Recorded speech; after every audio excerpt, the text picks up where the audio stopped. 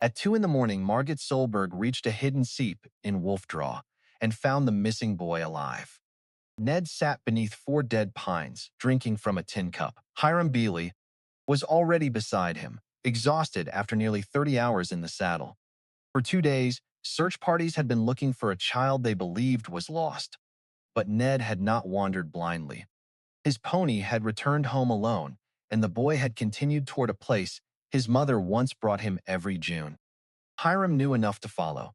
That answered one question. It opened another. Ned's mother had come to this lonely seep because it stood between 2 families that had blamed each other for 18 years. A fire had killed Hiram's brother, destroyed part of the valley, and left the Garretts and Bealey's convinced the other side had caused it. Margit looked across the draw. She asked Hiram where the old Bealey barn had stood. He pointed toward the ridge, more than 2 miles away. Between that ridge and Wolf Draw lay a wide stretch of grass that had never burned. Margit stopped.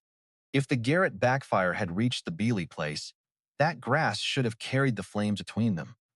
It had not. Then she examined the 4 dead pines above the seep.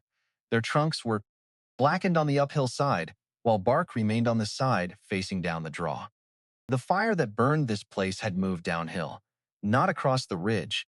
For 18 years, both families had been arguing over 2 fires, as though they were one. Morning light finally reached beneath the rim. Half buried in the sand was a low ring of stones. Hiram stared at it for several seconds. Then he said quietly, "We had the mowing camp there." Margit looked from the stones to the burned trees. If the rival family's fire had never reached Wolf Draw, then what had started the fire at Hiram's own camp? The willow switch came into her hand out of the laughter. Peeled white, still wet at the cut end, 2 feet long and cold against her palm. It was the last Saturday in April in the year 1886, and the first real warmth had come up out of the south 2 days before, and the whole of Elk Creek had turned out into it. The hills behind the town had gone from gray to a green, so new it looked wet. Margit Solberg stood at the bottom of the store steps with a 50-pound sack of salt against her hip. She had carried it out for her father. She had been carrying things out for her father since she was 9, which was the year they came off the boat. 11 years had taught her to do it without being seen doing it. That was the trick of her life. Be useful, be quiet, stand where the light is poor. It had worked for 11 years. It stopped working that afternoon. "There she is," her mother said from the top of the steps. "There is my daughter. 24 years old, and not one man in this county has ever asked." Rita Solberg had a carrying voice. She had learned English late and used it loud, the way a person carries a lamp into a room they do not trust. 6 men were sitting along the store porch in the Saturday sun. 2 more stood in the doorway. They all heard her. They all turned, and Margit felt the turn go over her, the way weather goes over a hill, all at once and from every direction. "Ma," she said. "What?" It is true, her father agreed. Torsten Solberg had sold his last work team that morning to Clovis Reedham for $40, and he had spent an hour of the 40 in the back of the store where the barrel was. He was not a mean man. He was a frightened man with something warm in him, which, in Margit's experience, was worse. A mean man you could see coming. A frightened man did the damage sideways and was sorry about it later, and the sorrow did not fix a thing. Clovis Reedham tipped his chair back against the storefront. He was the hay contractor for the north end of the county, a wide red laughing man who had been the loudest thing in Elk Creek for 20 years, and who believed that any silence was a problem, and any problem could be solved by filling it with himself. "Well, Torsten," he said, "you want her married. Put a price on her." "A price," her father laughed. "Take her for nothing. She eats little. She works like 2. "For nothing," Clovis said. He turned to the porch with both hands up as though he were offering a toast. "Boys, he is giving her away for nothing." That was when the porch found it funny. Margit stood in the sun with the salt on her hip and let it go over her. She had learned that too.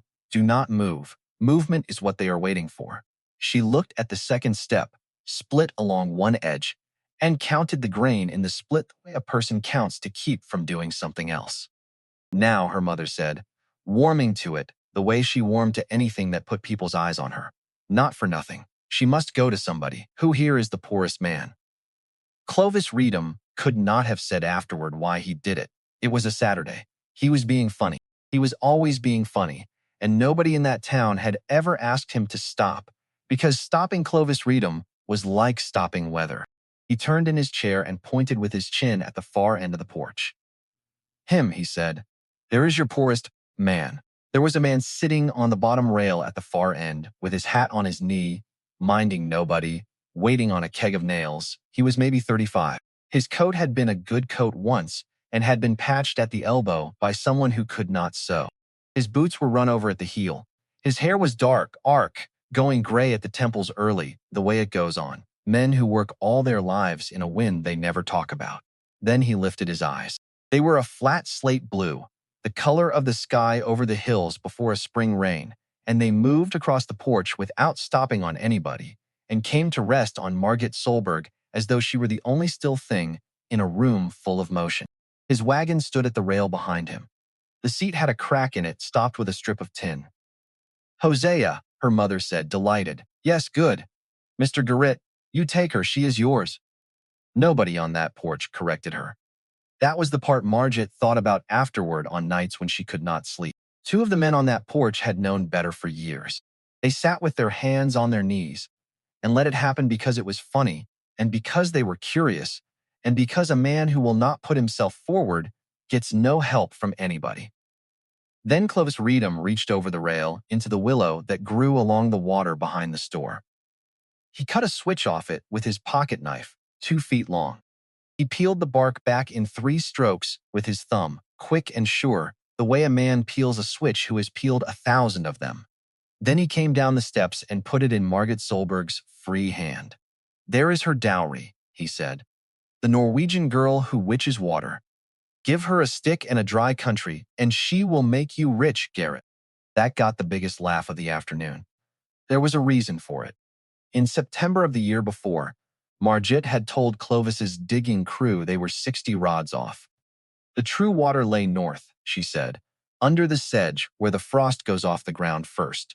They dug on where they were because a girl with an accent had said so.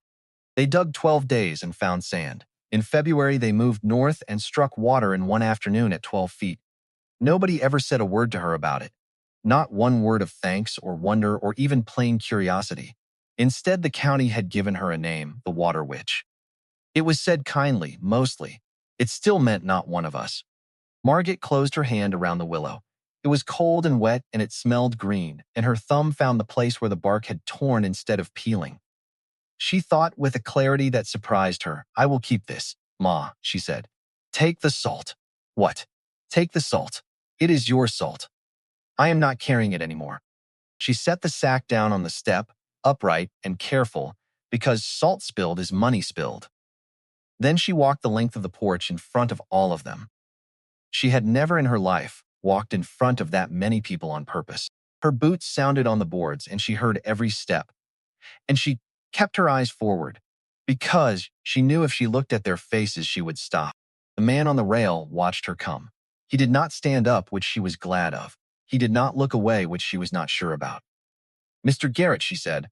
"Ma'am, they are having their joke, they are. I am not part of it." "No," he said. "I did not think you were." His voice was low and unhurried, with a rasp along the bottom of it, like a man who has spent his life saying short things across open country, and has never once raised his voice to be heard because the country carries it for him. Up close, she could see that the patch on his elbow was sewn with heavy thread and big crooked stitches. A child had done that. She would have bet the salt on it. "You have an outfit," she said. "Somewhere out west of here. I have. Do you hire?" The porch had gone quiet enough to hear the flies against the window glass. Hosea Garritt turned his hat over on his knee once and looked at her the way a man looks at a horse he is being asked about honestly, not sizing her up for purchase, sizing up whether the question was real. "I hire in April," he said. "We are calving. It is 9 miles of hills to the home place. I have a cook who quit me on Tuesday and 2 children who ran him off. The work starts at 4 in the morning and does not stop at dark because a heifer does not know about dark." $1 a day, Margit said. $1 a day is a man's wage. You just said you have no man. You have a hole where one was. Somebody on the porch made a sound. It was not quite a laugh. It was the sound of a man who has just heard a thing he was not expecting and does not know yet whether it is funny or something else entirely. That is so, Hosea Garritt said. Then $1 a day. He stood up. He was taller than he had looked sitting.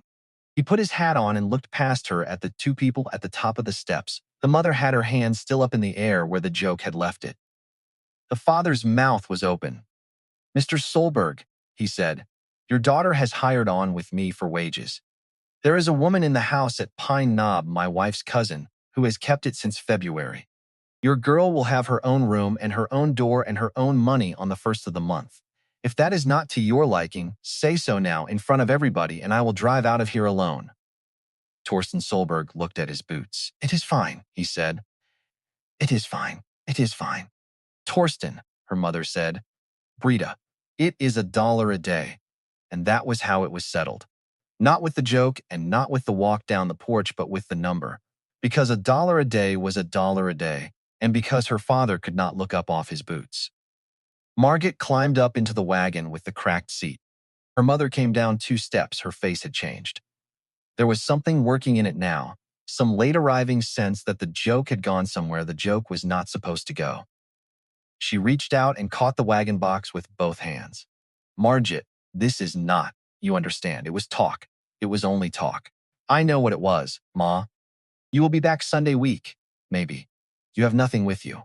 You have no dress." "I have my coat," Margit said, "and I have my dowry." She held up the peeled white willow switch so the whole porch could see it.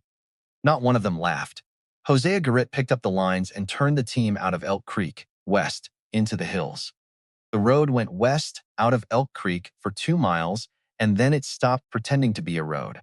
After that, it was a pair of wheel tracks worn into the grass, up over the shoulder of one hill and down into the slack between it and the next. And that was the whole country out there. Sand under grass piled by 10,000 years of wind into long ridges that all ran the same way. Green now with new blue stem that moved when the air moved and stood still when it did not. Margit had lived 4 years east of town and had never once been into this country. She had seen it from a distance, and she had known it the way a person standing onshore knows the sea. Now she was in it.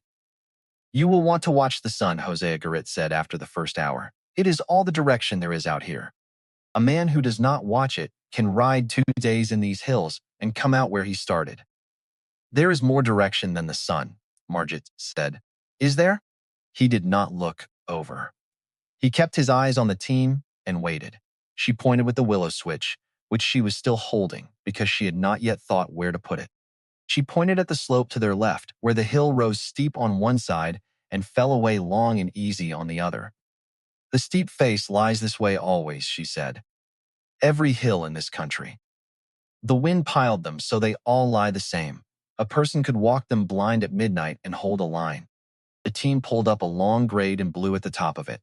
Hosea Garritt was quiet for a while. Then he said, "How long have you known that?" "Since I was about 12. It is the same as reading a drift of sand at home. Nobody has ever asked me. I am asking you. Then that is the answer." They came over the last ridge a little before sundown. Below them, the country opened into a valley 3 miles wide, with a chain of wet meadows running down the middle of it. Green, in a way that made the green of the hills look like a guess. A thread of live water shone through the sedge. The light was going orange, and the whole bottom of that valley was lit with it. And Margit stood up in the wagon box without meaning to. "There," she said. "There what?" "The water. It is not in the creek. That is the creek down there, that shining line, and the creek carries it. Yes. But the creek is not where it starts." She was leaning forward over the seat. "Look where the green is deepest, that dark line coming down off the north slope. There, where the grass has gone almost black. The water rises out of the sand at the head of that line, and then it walks downhill under the meadow. The creek is only the place where it finally shows itself." Hosea Garritt had stopped the team. He was not looking at the meadow. He was looking at her with an expression she could not read at all, and it went on long enough that she sat down again and put her hands in her lap. "I talk too much," she said. "My mother says so." "Your mother," he said, "has been wrong twice today that I know of." The home place stood at the foot of the north slope, where a stand of pine came down off the knob behind it. It was a low-frame house of 4 rooms, unpainted, silvered by the weather to the color of driftwood. Behind it stood a soddy that had been the first house and was now a milk house, a stable, a corral of peeled poles, a windmill with a seized bearing that shrieked when the wind hit it, a hay barn with one door off its track. The whole of it looked like what a man builds when he is building for use and not for show, and it looked like that because that is what it was. So it is true, Margit thought. He really is the poorest man in the county. She got down and shook out her skirt. The front door opened, and a boy came out with his arms folded. He was 12, all elbows and sharp angles, with his father's dark hair and somebody else's mouth. He stood on the step and looked at her the way a fence post looks at a thing it did not ask to have leaned against it. Ned, Hosea said, this is Miss Solberg. She is hired on. We do not need anybody. Ned, we do not. We have got Selma. We had that cook from the railroad camp, and we did not need him either. You put a bull snake in his bed. Tildy put it in his bed. Till he says 7 and cannot reach that shelf. Hosea handed down the salt. Go and take the team, please. The boy went and took the team. He did it well, backing the wagon into the shed and unhitching the horses and leading them to water without a wasted step, which told Margit more about him than anything he had said.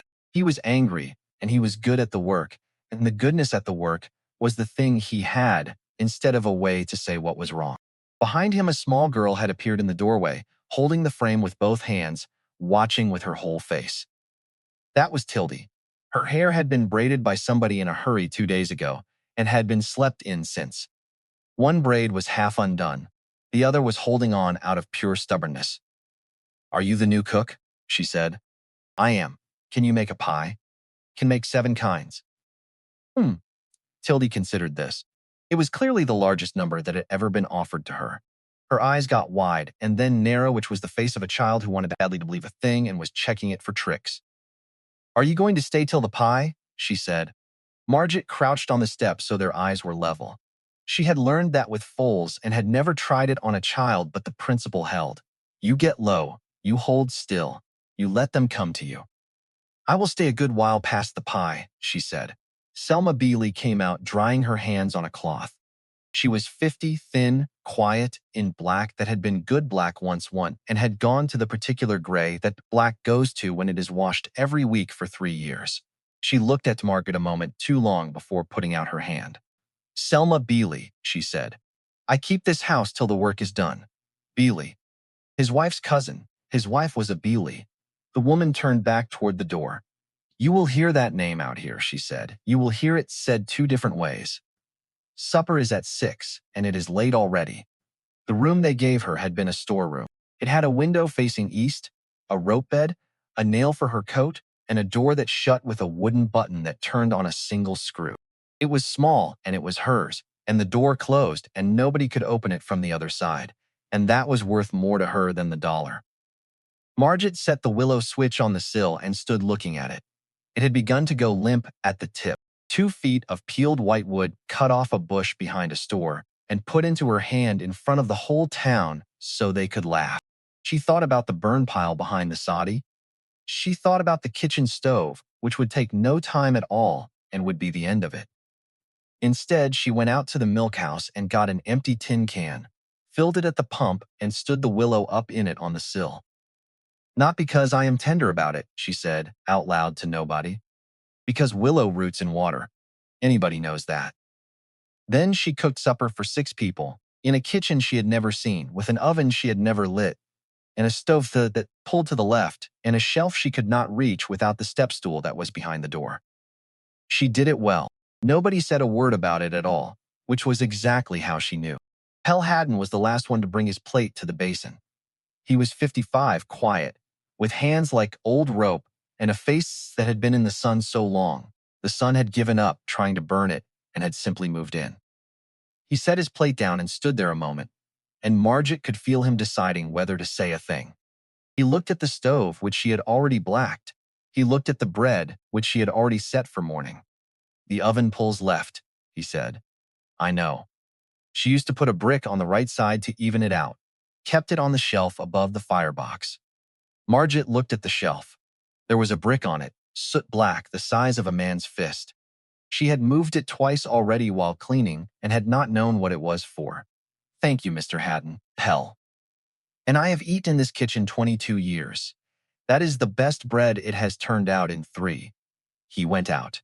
He did not say whose bread had been second best, and she did not ask because she already knew. She was up at 3 the next morning, which was not a thing anyone had told her to do. The kitchen was cold. She lit the stove and set the coffee on and cut bread. She put the brick on the right side of the oven and felt the heat even out inside 10 minutes. While it heated, she stood at the east window with her arms folded, watching the yard come out of the dark. A lantern was moving down by the corral. It went along the fence line, stopped, went on, stopped again. She put on her coat and went down. Hosea Garritt was standing at the corral gate, looking at a heifer in the pen beyond it. He had been there a good while. There was frost on the crown of his hat and frost on his shoulders, and he was standing the way a man stands, who is waiting for a thing he cannot hurry and knows better than to try. Trouble, she said, second half heifer. She has been at it since 10. She got the feet out. He turned his head. 1. Then it is a leg back. Margit said it the way she would have said the stove pulls left, not showing off, stating a fact that needed stating. You want to go in and find the other one before she quits pushing on you. Get her down on her left side. My father did this for a living 6 years in the old country, and I did it for him from the time I was 10 because his hands are too big. There was a pause of about 2 seconds. In that pause, Hosea Garritt looked at her and she could see him weighing it, not whether she was lying, but whether the world was actually the shape it appeared to be at this moment, which was a shape he had not been expecting. There is a rope on the post, he said. They got the heifer down at the near end of the pen, with the lantern set on the ground between them. Margit stripped to her shift sleeves, went into the shoulder, and found the folded knee. It took a quarter of an hour. It was cold, hard, careful work done by feel in the dark of another animal's body. And she had done it 100 times, and it had never once gotten easier, and she hoped it never would, because the day it got easy was the day she would start losing calves. The calf came out at 4 in the morning, wet and black and enormous. It did not breathe. Margit cleared its mouth with 2 fingers, took it by the hind legs, and swung it up off the ground against her own back.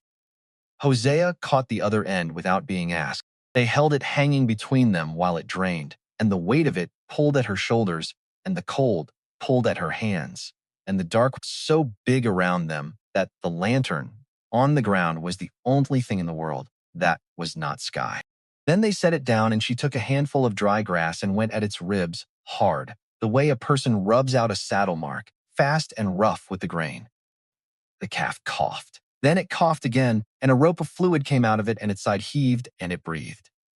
There, she said. There now. Yes, there you are. She sat back on her heels in the grass, with her arms slicked to the elbow, and her breath going up white in the lantern light, and she laughed out loud once before she could stop herself. It came out of her the way the calf's first breath had come out of the calf, sudden and involuntary, and full of a kind of joy that had nothing to do with happiness and everything to do with the pure, stupid relief of a thing that is alive that was not alive 10 seconds ago. Hosea Garritt looked at her across the calf. That is the first time I have heard you do that, he said. Do what? Nothing. Never mind. Go in and get warm. I will get warm when it stands. It took the calf half an hour to stand. They waited for it, the 2 of them, kneeling in the cold with the lantern between them and saying nothing at all. When it got its hind end up and staggered at its mother on legs that bent in directions, legs were not supposed to bend, Margit Solberg put her 2 wet hands over her face and laughed again. She could not help it. She had never been able to help it. It was the one place in her life where the trick did not hold, where being quiet and being still and standing in the poor light all fell away, and she was just a woman on her knees in the grass, watching a thing stand up for the first time. On the 4th morning, the outfit came home.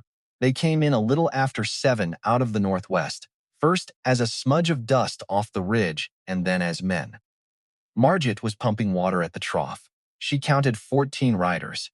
Then she began on the loose horses, which came down the slope in a brown river, and she stopped counting at 60. Behind the horses came 2 wagons. Behind the wagons came a third, with a cook stove chained upright in the box and a canvas stretched over it that snapped in the wind like a gunshot. She stood there with the pump handle in her hand until the water ran over the top of her bucket and down her boot. "You will want to shut that off," a voice said behind her. The man who said it was 50-odd, bow-legged, with a face like a boot left out in 3 winters. Everything about him said he had been doing one thing his entire life and had gotten so good at it that the thing had worn itself into his body like a track into grass. He took the bucket off the block and set it on the ground for her without being asked. Then he put out a hand as square as a shovel blade. "Fennec Stroud, I run the wagon. Margit Solberg, I know who you are. Elk Creek has been telling it since Saturday." He looked at her sideways, measuring the way a man measures a fence to see whether it will hold. "You are shorter than the story. The story will be taller by Sunday." Fennec laughed once, a sound like a shovel going into gravel, and went to see about the horses. Margit watched him go and thought, "That is a man who will tell me the truth if I ask the right question at the right time." She tucked that away the way she tucked the brick away. A useful thing in the right place. She found him again at noon at the corral fence with a plate of beans she had brought down from the kitchen, because she had noticed he had not come up, and because a man who does not come up for dinner is either too busy or too stubborn, and both of those are problems a plate of beans can solve. "Mr. Stroud," she said, "how many head does this outfit run?" Fennec Stroud took the plate. He looked at it and then at her and then at the plate again. "Which bunch?" he said. "How many bunches are there?" "4. 5 if you count the 2-year-old steers on the river, which I do not because they are a nuisance and I like to forget them." Margit held on to the top rail of the corral. "How many head altogether?" Fennec took off his hat, looked into it as though the figure might be written there, and put it back on. "He shipped 1,200 last fall and it did not show," he said. "Call it 4,000 and some. There is the home place here, the camp at the Ram's Horn, the camp on Wolf Draw, the hay camp on the 9 Meadows. There is 31 miles of it, corner to corner, if you go the long way around the sand." 31 miles, she said. "You have been walking on it 4 days, girl." "Whose is it?" Margit said. Fennec Stroud looked at her then, properly looked, and whatever he saw in her face made him take his time with what he said next. He set the plate on the rail and folded his arms. "His," he said. "All of it. It was his father's, and it is his. He owns Elk Creek Valley from the county line to where the water goes out at the east end. He owns the ground the town sits on. He owns the ground your daddy's house sits on. He has been carrying your daddy's rent at half since the year before last. Because your daddy could not make the full, and because Hosea Garritt does not put a man out of his house in winter. If you tell him I said so, I will deny it in front of a preacher." The wind came up the valley. It moved the grass in one long push, all the way from the far end to where she stood. "He was waiting on a keg of nails," Margit said, "in a patched coat." "He was," Fennec said. "They said he was the poorest man in the county. They said it. He did not say otherwise because he never does." Fennec spat over the rail. "It is the single worst habit that man has got," he said, "and the single best. Depending on what you think a habit is for." Margit walked back up to the house with the empty plate and stood in the kitchen with both hands on the edge of the table and did not move for a long time. 4,000 head. 31 miles. Her father's rent carried at half by the man in the patched coat. Her mother giving her away to the richest man in the valley, while every soul on that porch sat there, knowing, and not one of them said a word. That afternoon, Dorrit Reedham came up the valley road in a buggy with a cake on the seat beside her. Dorrit was 45, handsome in a way that required effort and announced the effort. And she was married to Clovis Reedham, which meant she had spent 20 years learning to fill a silence before he could fill it with something worse. She came to the door with the cake held out in front of her like a lantern. "Miss Solberg, I heard you were settling in. I thought you could use something sweet after that long ride out." "That is kind of you," Margit said. She took the cake because refusing it would have been a statement, and she was not ready to make statements yet. Dorrit Reedham came into the kitchen and sat down at the table without being asked. She looked at the stove, she looked at the shelf, she looked at the door to Margit's room, which was open, and at the tin can on the sill with the willow in it. She looked at all of these things the way a person reads a letter they are not supposed to be reading. Quickly and with the eyes moving. Selma is here through the summer, I understand, Dorrit said. Through the work, Margit said. And then Dorrit let the word hang there, the way a fisherman lets a line hang in the water. Not pulling, just waiting to feel the pull. And then whatever Mr. Garritt arranges. Of course, it is only.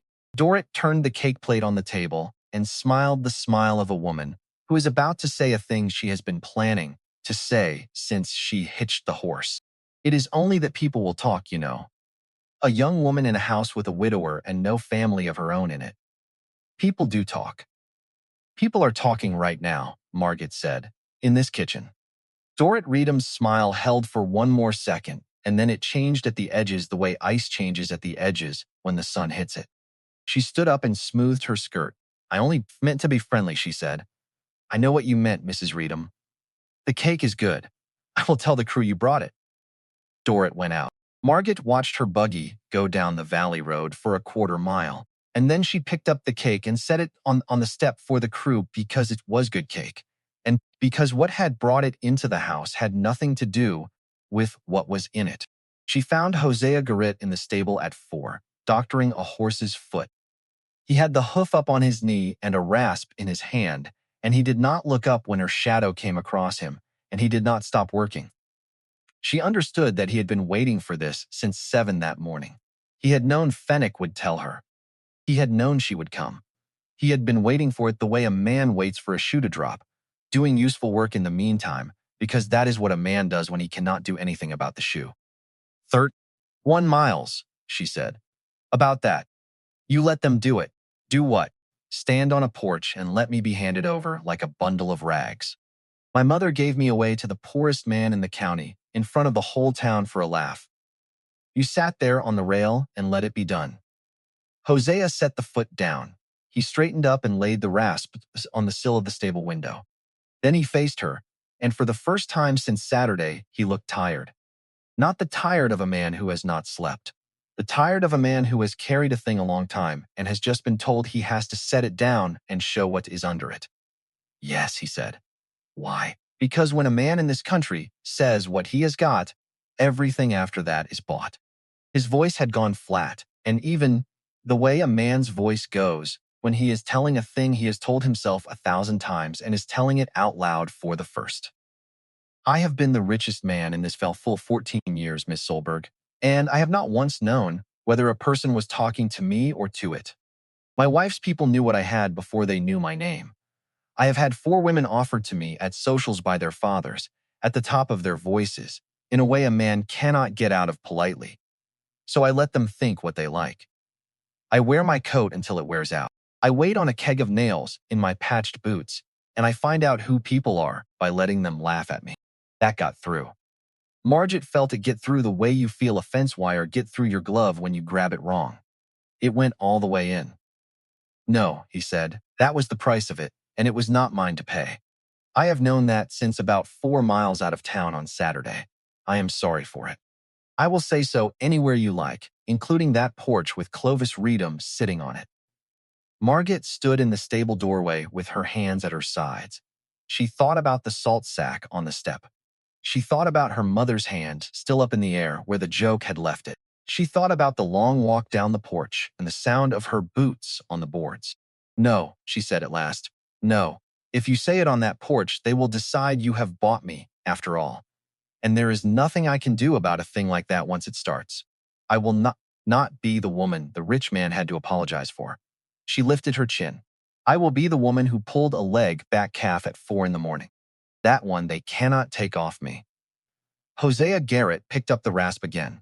He turned it over in his hand twice, and she came to know later that this was what he did instead of smiling in front of people. It was a private thing, a small mechanical gesture that meant, I see you, and I will not say so, because saying so would reduce it. $1 a day is a man's wage, he said. It is. You are worth more than that to me by a considerable distance. I would like to say so on the first of the month in money and not say anything else about it. That will do, said Margit Solberg. That evening, Pell Haddon found her at the woodpile. The sun was going down, and the light was the color of old brass, and he stood at the corner of the house with his hat in his hands, turning it, the way men in that country turned things when they had something to say, and no easy way to say it. Miss Solberg. Pell, I have worked this place 22 years, he said. I was here when Solomon Garritt was alive. I was here when Hosea married Isabel. I was here when she died. Margit set down the axe. She was a Bewley, Pell said, Hiram Bewley's sister, the only one of those Bewley boys who ever smiled like she meant it. When she was alive, she could put Hosea and Hiram in the same room, and they would sit there and eat her cooking, and not one cross word would pass between them.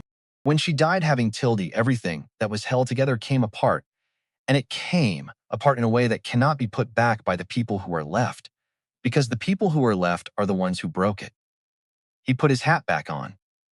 I am not telling you this to burden you with it, he said.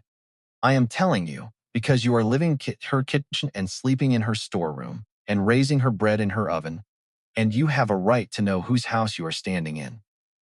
Selma will not tell you. She carries it too close. Hosea will not tell you because he does not tell anybody anything that matters, which you have already figured out. He turned to go, then stopped. And I will tell you one more thing, and then I will go back to being a man who does not talk much. The trouble between this place and Wolf Draw is not about the fire. The fire is what they say it is about. The fire is the door they can open. What is behind the door is something else, and I do not think either of those two men can look at it straight. What is behind the door? Margit said. Pell Haddon looked at her, and she saw something in his face that was not pity and was not warning. It was the look of a man handing another person a lit match and trusting them to know what to do with it. A boy of 14 in a burning barn, he said, and a question about a fire that nobody has ever asked out loud. Then he went to see about the horses. Margit stood at the woodpile with the axe in her hand and the light going out of the sky, and she felt the shape of a thing she could not yet see.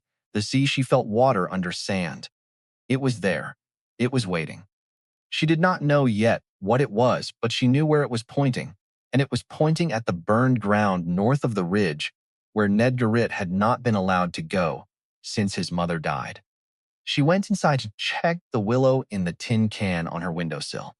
It was full to the rim, cold with sand in it from the pump. She had not filled it. She had not filled it yesterday either.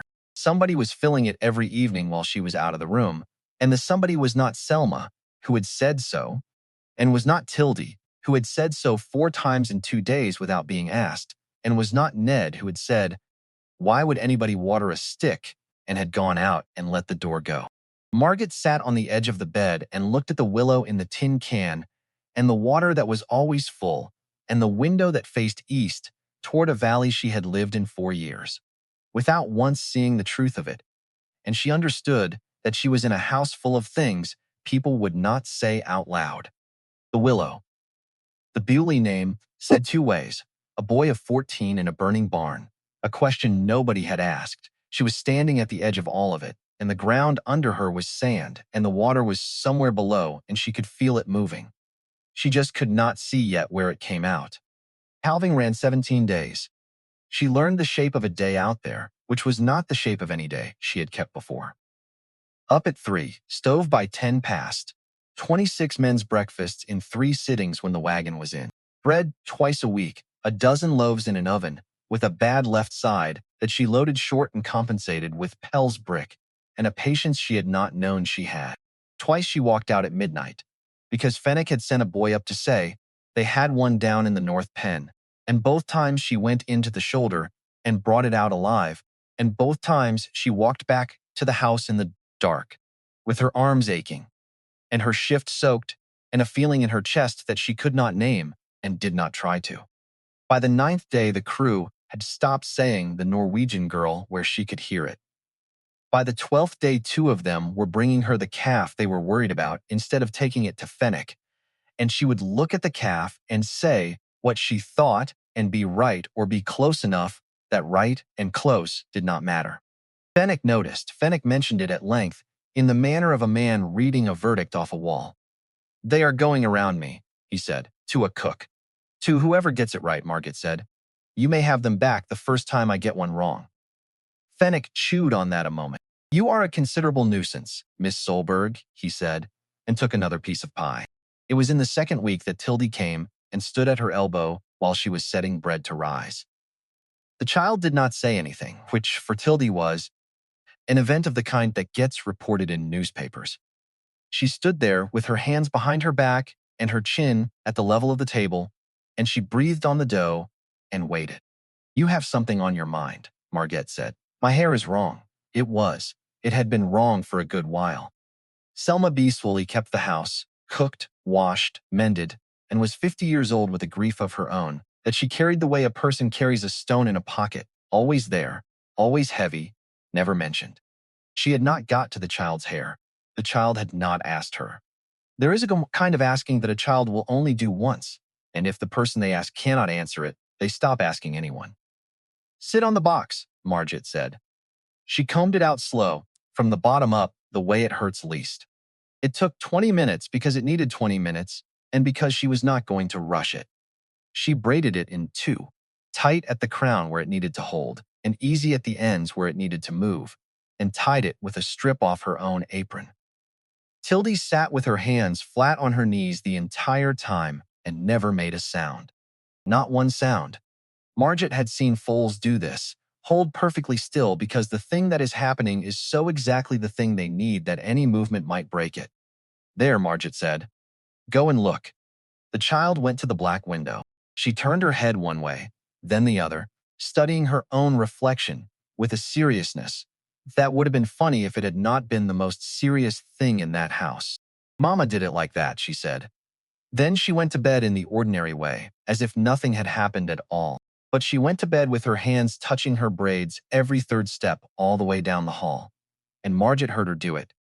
And Margit stood in the kitchen with a strip of torn apron in her hand and understood that she had just made a promise she had not said out loud. Ned was the hard one. He was hard the way a burr is hard. Mostly hooks with a soft thing in the middle he would have died before showing. He did not want her in the kitchen. He did not want her hand on the coffee pot his mother had used. He answered in 3 words. He left rooms she came into. He was 12 years old, and he was at war with every woman in the world who was not dead. On the 14th day, he told her in the yard with his ears going red that she had put the milk pans on the wrong shelf. Margit set down the basket she was carrying. "Show me the right shelf," she said.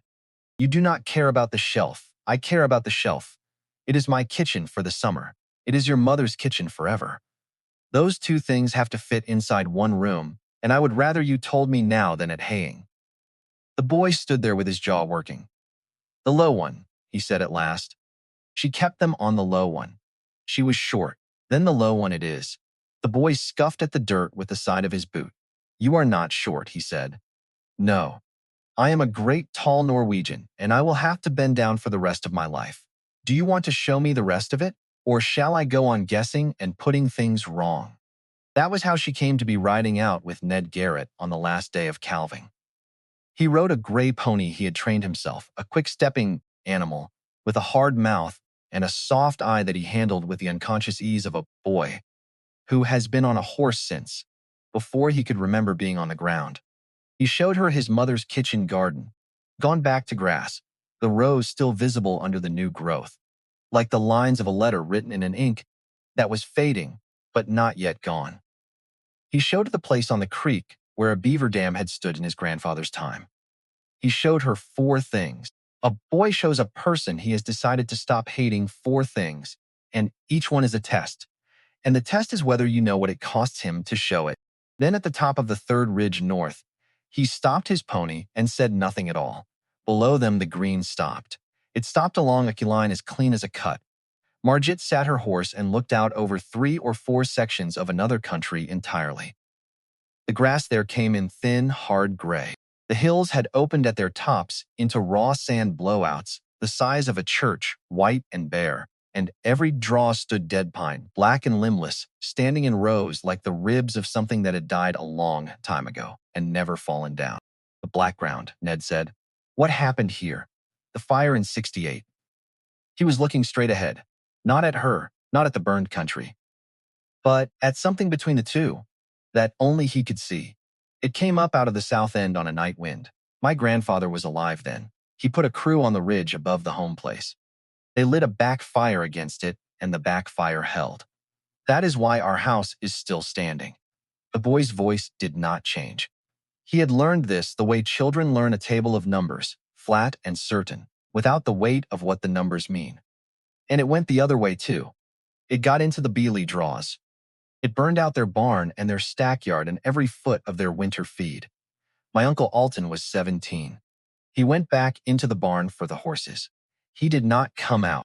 The wind came across the burn and brought the smell of hot sand up to them, dry and ancient, the smell of a country that had been on fire once and had never quite gotten over being surprised by it. Your uncle, my mother's brother. There were 3 Beely boys. Alton died. My Uncle Hiram is at Wolf Draw. The last one went to Wyoming in 71 and does not write. Ned, your mother was a Beely. Yes. Then those are your people over there. Half. Ned Garritt said it with his jaw set.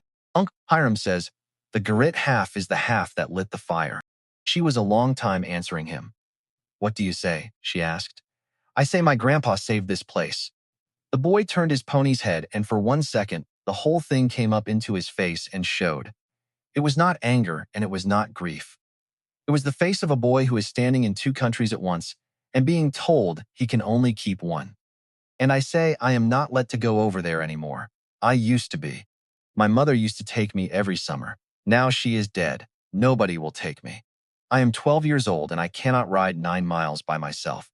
He put his heels in and went down the slope ahead of her so she would not see his face. Jod Beely came to Pine Knob 8 days after that, on foot at noon, which nobody in that country did. Walking 9 miles at midday was the act of a man who had no choice or no horse. And in Jod Beely's case, it was both. He was 19 long, sun-cracked, in a shirt, washed to the color of weak tea and trousers that had been let out at the cuff and let out again. He stood at the corral gate and did not come in past it. He waited a quarter of an hour in the sun before Fenwick walked over to see what he wanted. Margit heard it from the kitchen door. Our spring is down to nothing, Jod said. The one in the home draw. It went to a trickle in September and it quit in April. We have hauled water since the 3rd. That is 68 days. That is hard, Fenwick said. We have got the whole herd and their calves on the ground. 91 head. I am asking, can we water at the 9 meadows till we get down a new hole? Fenwick rubbed the back of his neck. He was not a cruel man. He had worked for the Garretts 22 years, and there were words he could not say out loud in that yard with his own crew listening, and he knew it and Jod knew it, and the knowing did not help either of them. You know I cannot answer that, Fenwick said. You know who has to answer it. He will not see me. He would see you tomorrow if you knocked on the door. My uncle would skin me for knocking, Jod said. You know that too. Then he saw Margit in the kitchen doorway with a dish towel in her hands. He stopped. Something went across his face that she did not understand at all. It was not recognition, and it was not surprise. It was the look of a man who has walked 9 miles in the sun to ask for a thing he will not get, and has just seen something that makes the asking and the not getting both smaller and larger at the same time. That is her, he said. That is the cook, Fenwick said. That is the Solberg girl. Jod Beely looked at Margit across 60 feet of yard, for as long as a man can look at a stranger without it being a thing, and then he looked a little longer than that. All right, he said. I will come back Thursday. He walked out of the yard and away up the wagon track at the same steady pace the whole way, and Margit stood in the doorway with the towel in her hands and her heart going for a reason she could not have named to a living soul. She had known who he was the moment he turned his head. 3 winters back, in the January thaw, a Beely boy had gone through the ice under the cut bank below the Solberg place. She had heard him go in. Not a shout. A sound like a drawer being shut too fast, and then the silence after it that was worse than any noise. She had put a hay rope down to him off the bank and hauled him out with her heels dug into the frozen grass, and her whole weight on the rope, and his whole weight on the other end of it, and the ice cracking around them, both like the world zero clear keen throat. Then she had walked him a mile and a half to the Beely soddy with his arm over her shoulder and his teeth going in his head, and neither of them saying a word because words would have used air, and air was the thing they needed for walking.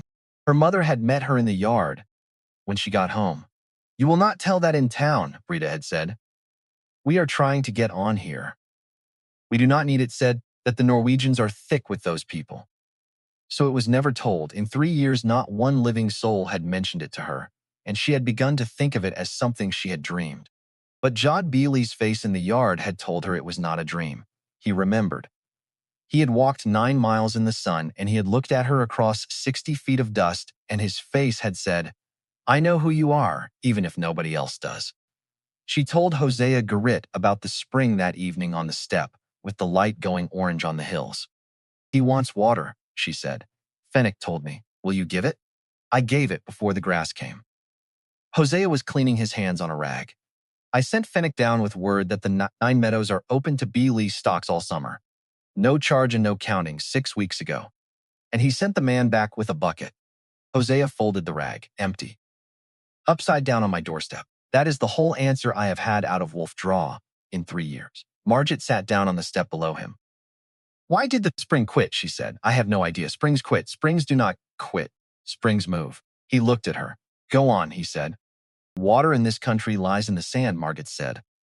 "It stands there the way tea stands in a sponge, and where the ground cuts down into it, it comes out. That is a spring. It cannot dry up and it cannot go anywhere. If it has stopped coming out where it used to, then something has changed the shape of the ground on top of it." Hosea Garritt sat still for a moment. "There is a blowout at the head of Wolf Draw," he said slowly. "It has been opening 15 years. It was a wagon wide when I was a boy. How big now? You could put this house in it." Then that is where the sand went. Downhill, because sand always goes downhill, into the low ground at the head of that draw, which is exactly where their seep was. They have not lost their water. They have got 30 feet of sand lying on top of it. He turned that over. "Where does it come out now?" he said. "Somewhere lower, on whichever side the ground gives it a door." She was drawing in the dirt with the toe of her boot. "I would have to walk it early, before the sun is up, because the ground tells the truth at daybreak and lies at noon." "Why?" "Frost goes off wet ground first. Dew stands longest on it, and the plants know. Sedge and rush do not lie. The wild rose along a seep line comes on 10 days ahead of the rose on dry sand." Hosea Garritt got up off the step and stood looking down the valley a long moment.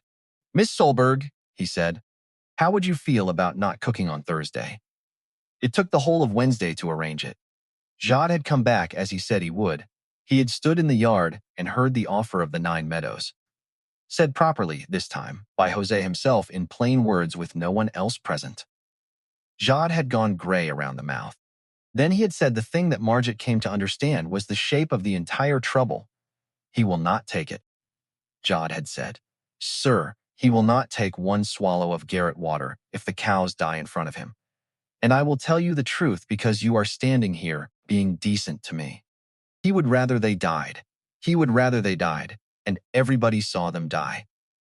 "Then what will he take?" Hosea had said. "His own." And that was the sentence that got them all up in the dark on Thursday. They rode into the Beely country at 4 in the morning with Jod on a borrowed horse between them. The sun came up while they were on the ridge above Wolf Draw. Margit had asked to be there before it did. Neither man had understood why, and both found out inside 2 minutes. Down in the bottom, the frost lay gray, and even over the whole draw. Then the light came over the rim, and the gray began to burn off, the high ground first, in long fingers retreating downhill, except in one place.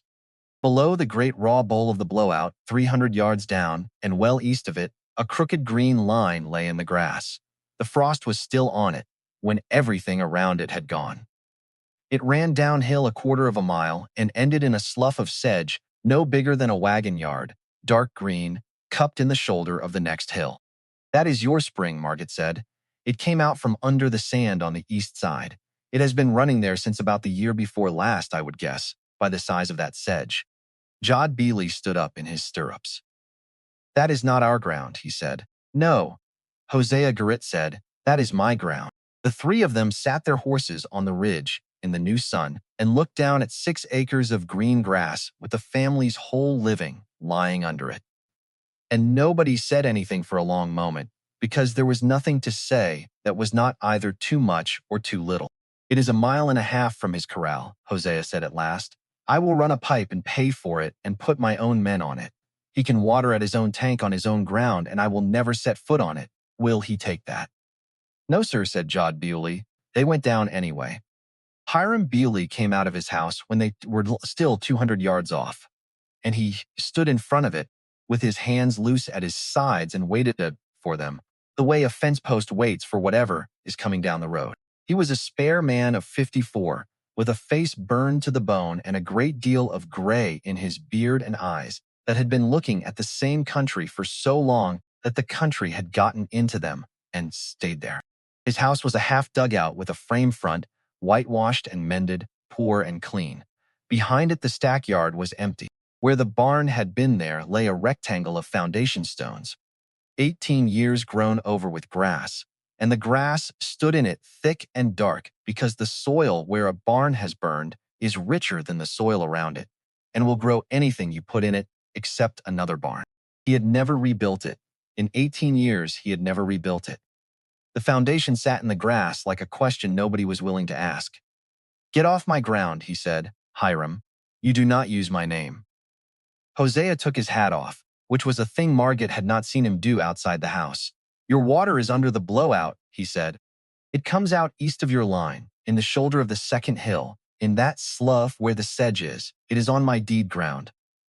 I am telling you where it is, because you are entitled to know where your own water went." Hiram Bewley did not look at him. He looked at Margit. He looked at her the way a man looks at a thing he has heard about, and does not like, and is now seeing for the first time, and likes even less. "Who is this?" he said. Miss Solberg found it. The Norwegian. Something moved through the man's face.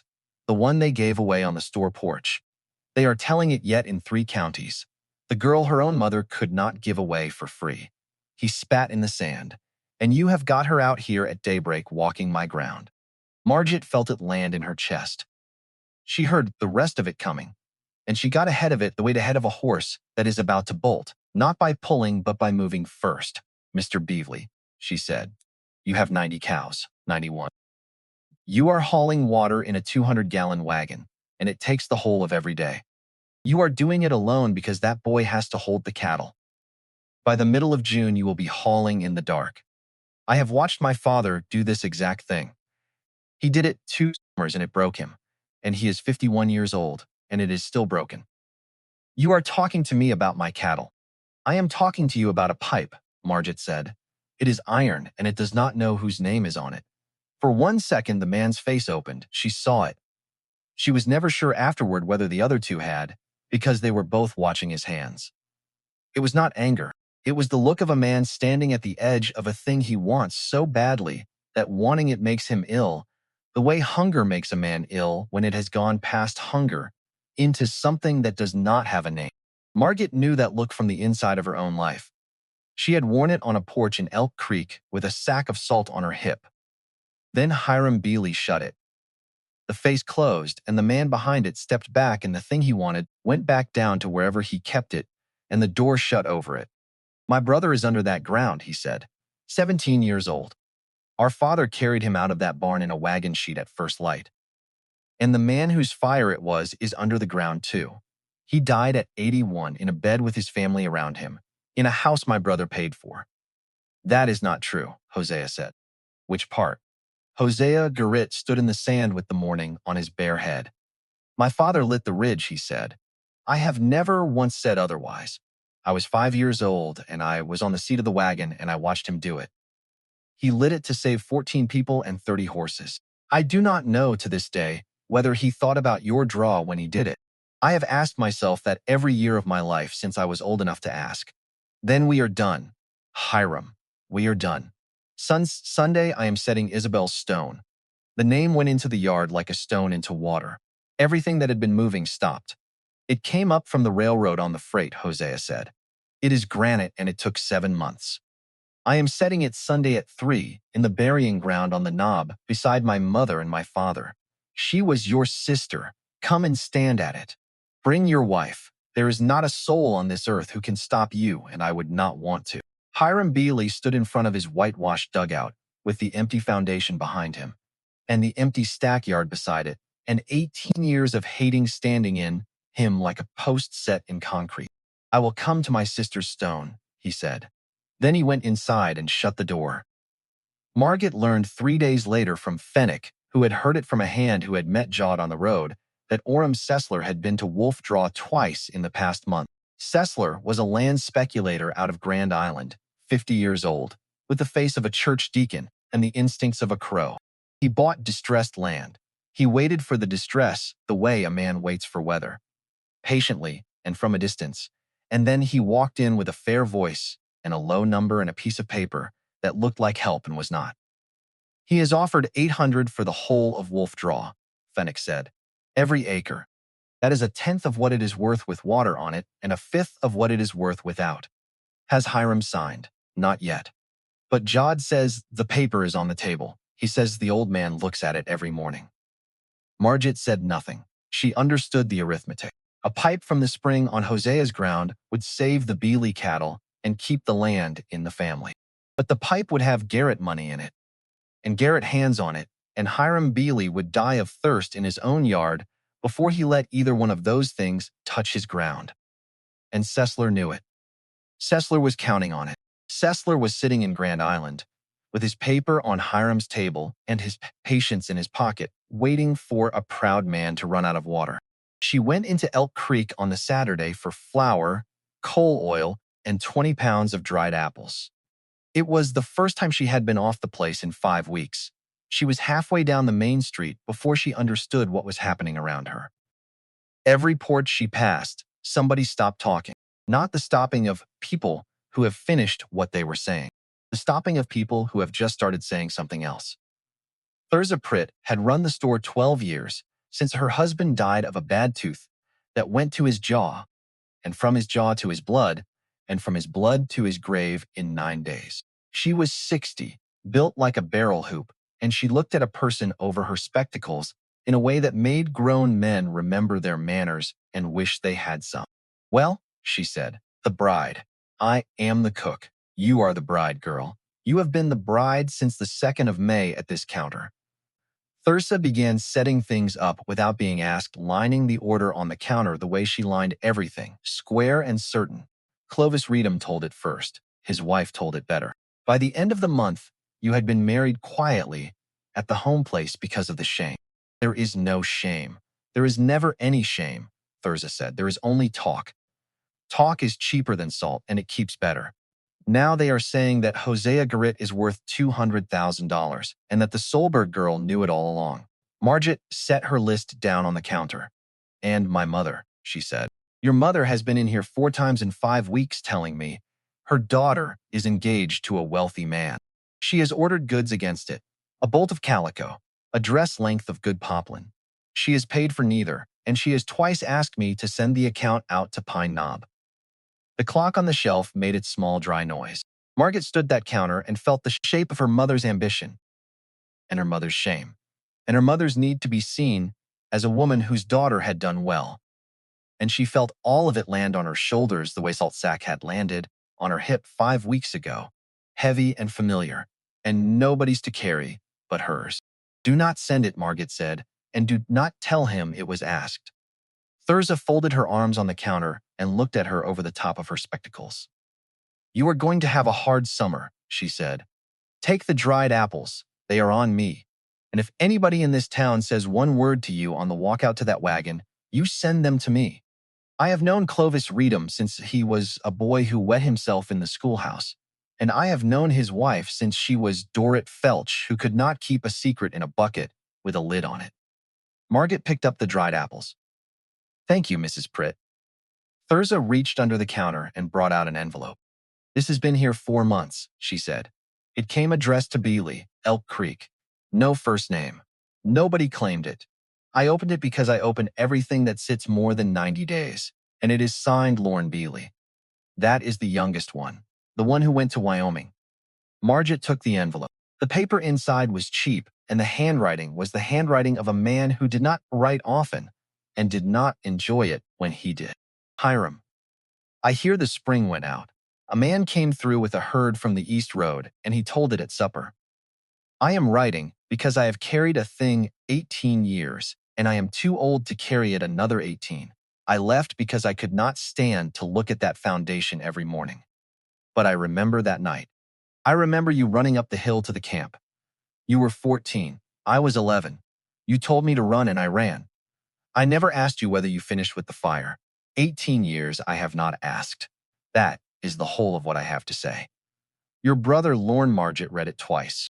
Then she folded it and put it in her apron pocket and walked out to the wagon and drove 10 miles home without once thinking about the road. That evening on the steps, she did not tell Hosea about the letter. She did not yet know whose it was, not whose name was on it. She knew that. She did not know whose truth it was. And there is a difference between a letter and the right time to deliver it. And she had learned the difference from living in a house full of things people would not say out loud. The willow put out its first roots on the 12th day. 3 white threads no longer than an eyelash, coming down into the water from the base of the cut. Margit sat on the edge of the bed and looked at them in the last light from the east window, and thought about a thing that had been put into her hand to hurt her, and was now, quietly, in a tin can on a windowsill, becoming something else entirely. She had stopped pretending it was an experiment. She did not know when she had stopped. She only knew that she checked the water every evening, and that every evening it was full, cold, with sand in it from the pump, and that she had never once seen anyone fill it. Isabel Garritt's stone was set on the third Sunday in June at 3 in the afternoon, in the burying ground, on the shoulder of the knob above the house. It was granite quarried in Vermont, freighted in on the railroad, and hauled the last 9 miles by Vint Kershaw, who complained about the weight the whole way, and was seen by 3 people wiping his face at the gate and pretending it was sweat. It said her name and her 2 dates and 1 line under them. She came of both these hills. 80 people came up the hill for it. Margit had not expected that. She had thought it would be the outfit and the family. Instead, it was the whole east end of the county in wagons, in their black, with baskets under the seats, because the stone settings in that country was an occasion, and an occasion was a thing people came to because it was the right thing to do, and because they wanted to see what would happen, and because the 2 reasons were not as different as they pretended. Clovis Reedham came. Dorrit came beside him. Thurza Pritt closed the store at noon. 4 families came from the flat, including, in a borrowed rig with a new whip in the socket, Torsten and Brita Solberg. Margit saw them at 200 yardsers, and her hands went cold on the coffee boiler. Hiram Bealey came at 10 minutes to 3. He came with his wife beside him, both in black, in the old wagon, with the water barrel still lashed in the bed, because even on the day he was going to his sister's grave, he could not leave the water behind, because the cattle could not wait, and the cattle did not know what day it was. He stopped at the bottom of the burying ground and helped her down. Then the 2 of them walked up through the crowd on that hill, which stopped talking at once, and they stood at the head of the grave on the far side from Hosea Garritt, and did not look at him. Jod Bewley came behind them and stood back with the horses.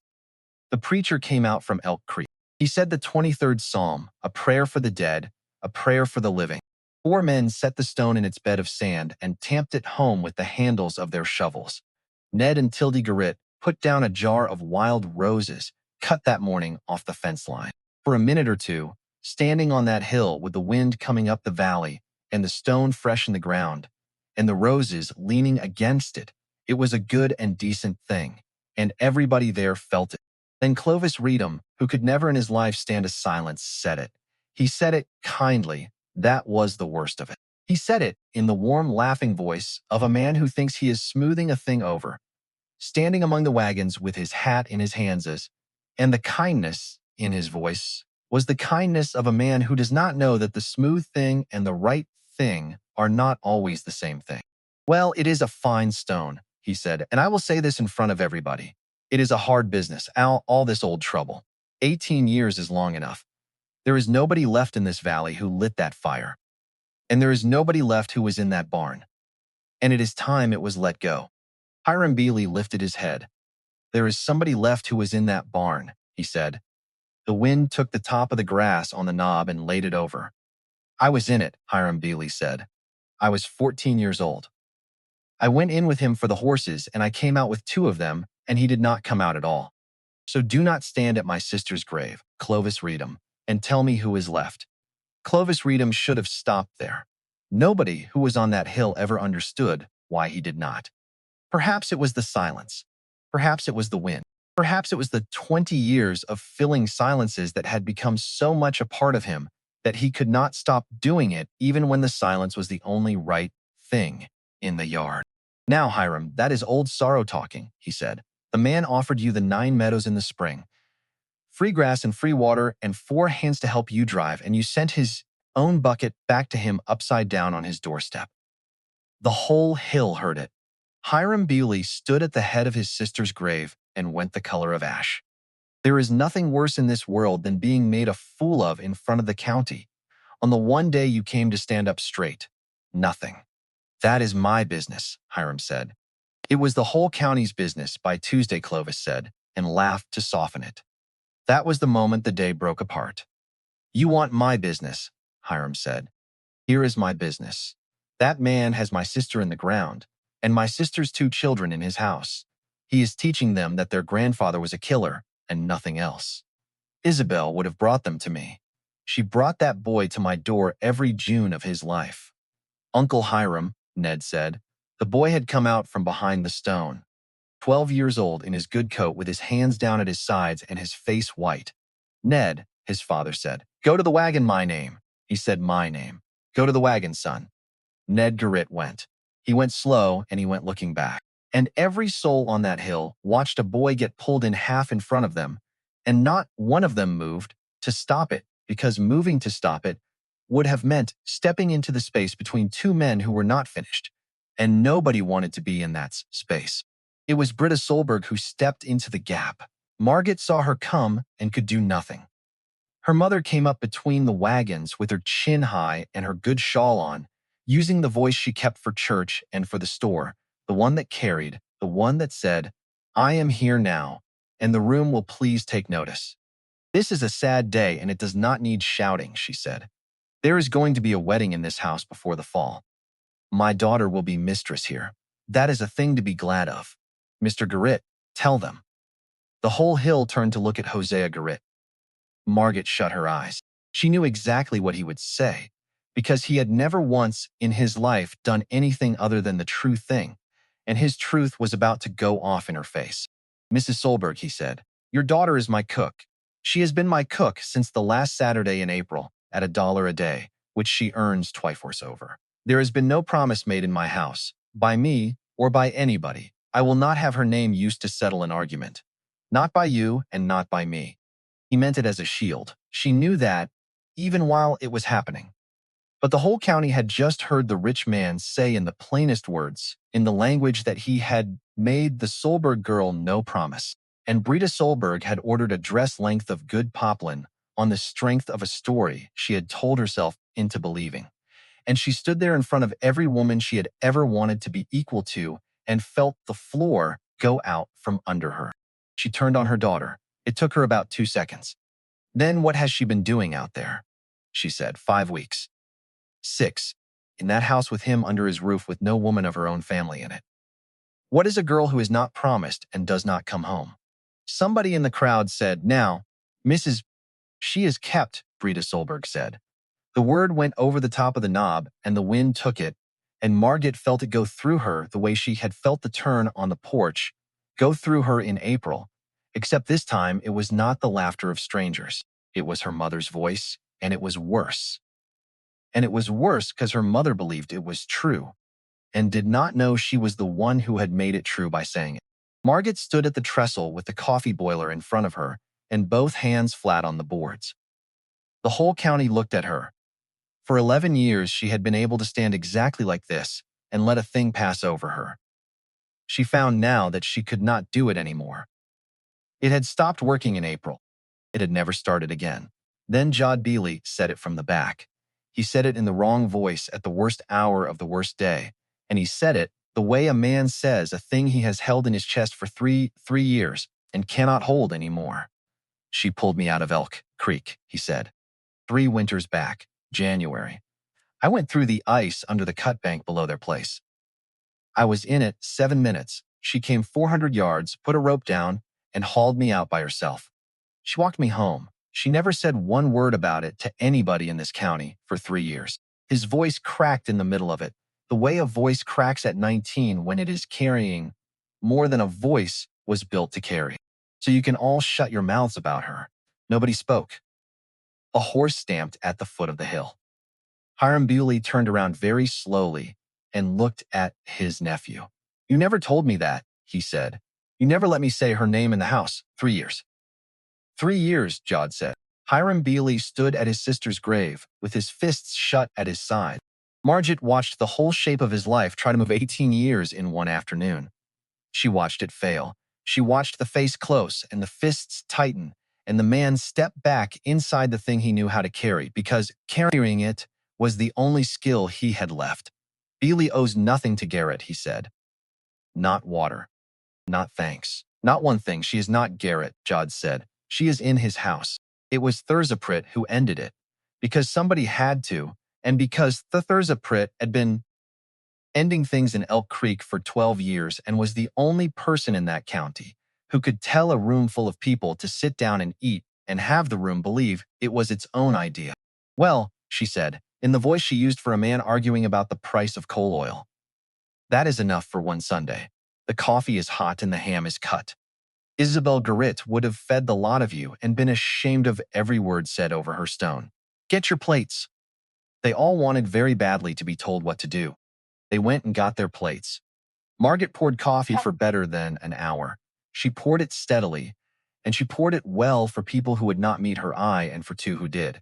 She said, thank you. She said, yes, it is a fine stone. She said it with her back straight and her voice level and her hands steady on the boiler, and she did not once stop pouring, because stopping would have been a statement, and she was done with statements for one afternoon. Her mother caught her at the tailgate. Margit, you must not take it the wrong way. I only said, I know what you said. I was made to look a fool up there. Yes, you could have let me have it, Brita said. It was one afternoon. What did it cost you to let me have my one afternoon? Margit set the boiler in the wagon bed and turned around. You have given me away twice now, Ma, she said. Once for a laugh in front of Pritt's store because they were looking at you, and once up there at that grave because they had stopped looking at you. I do not think you know you did it either time.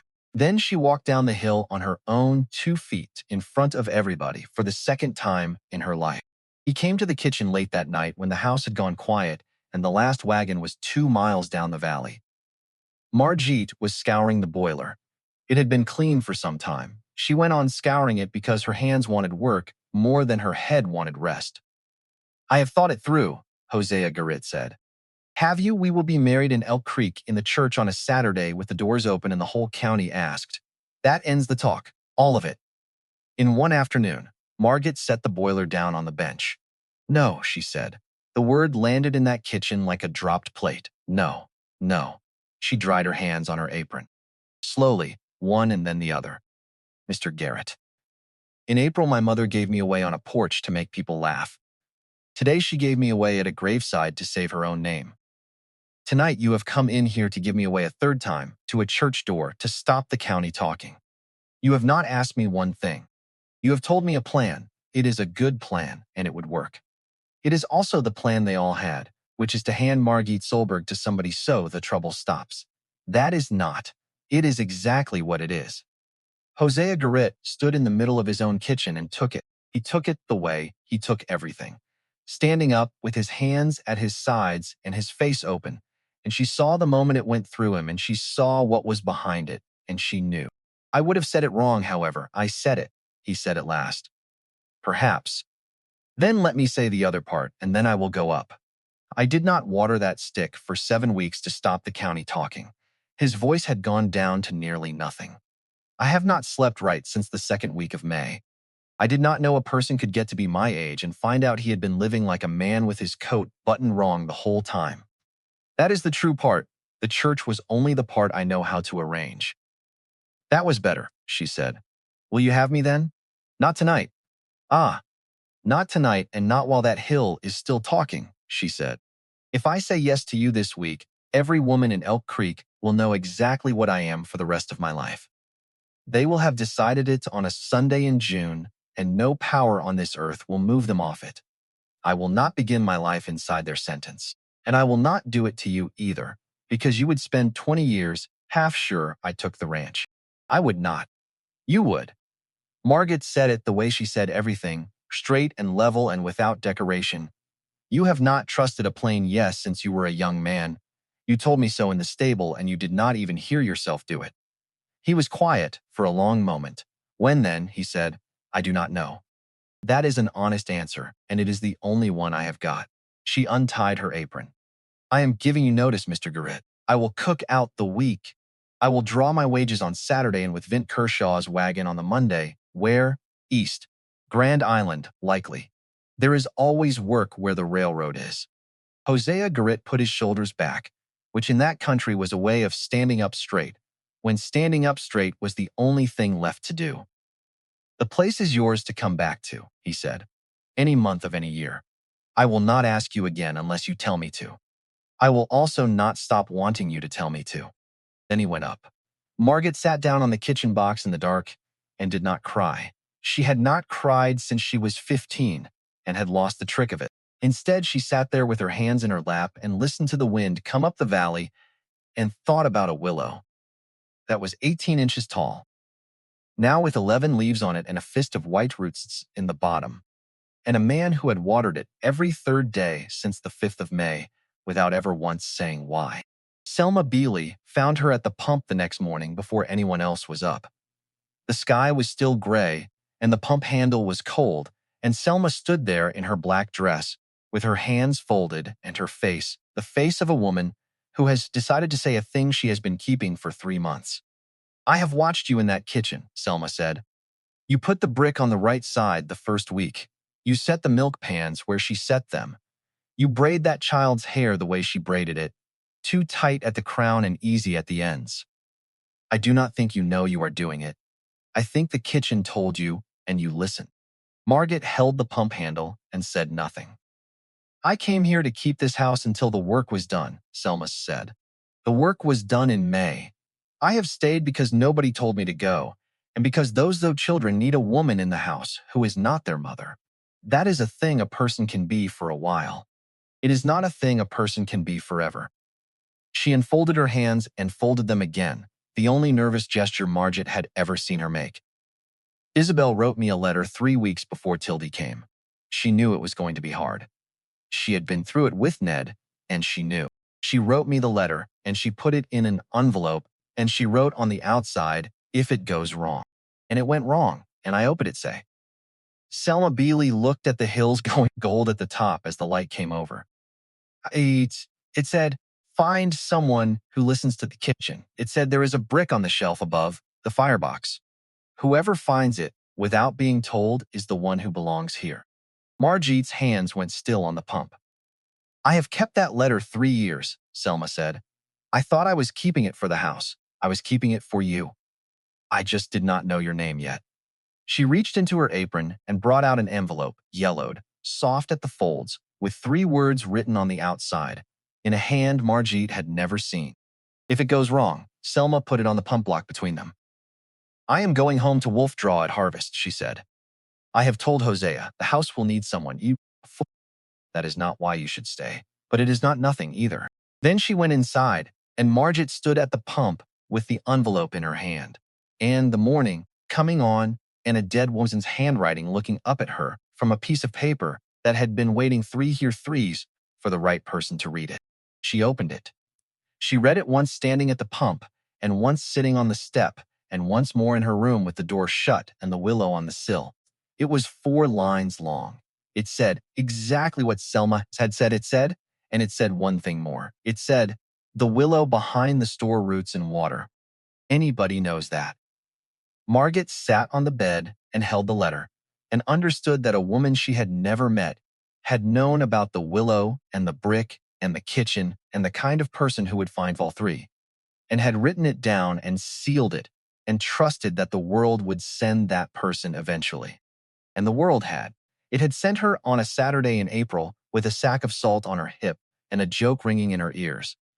She put the letter in her carpet bag with her wages. She did not show it to Hosea. It was not his yet. It would be when she came back, if she came back, but not before, because a dead woman's trust is not a thing you hand to a living man to use as a reason. It is a thing you carry until you have earned it with your own. Tildy took it hard and took it out loud, which was easier. She cried for 2 days. On Thursday, she sat under the kitchen table and would not come out. Margit crawled under after her in her good skirt, and the two of them sat in the dark with their backs against the table leg. "You said pass the pie," Tildy said. "I did say that. You made 4 pies, that is 4 pass the pie." "Then I am 4 pies in your debt," Margitsy said. "I mean to pay it, but not this month." Tildy thought about that in the dark under the table. The arithmetic of pies and promises was the only arithmetic that made sense to her at that age. And it was not the worst arithmetic in the world.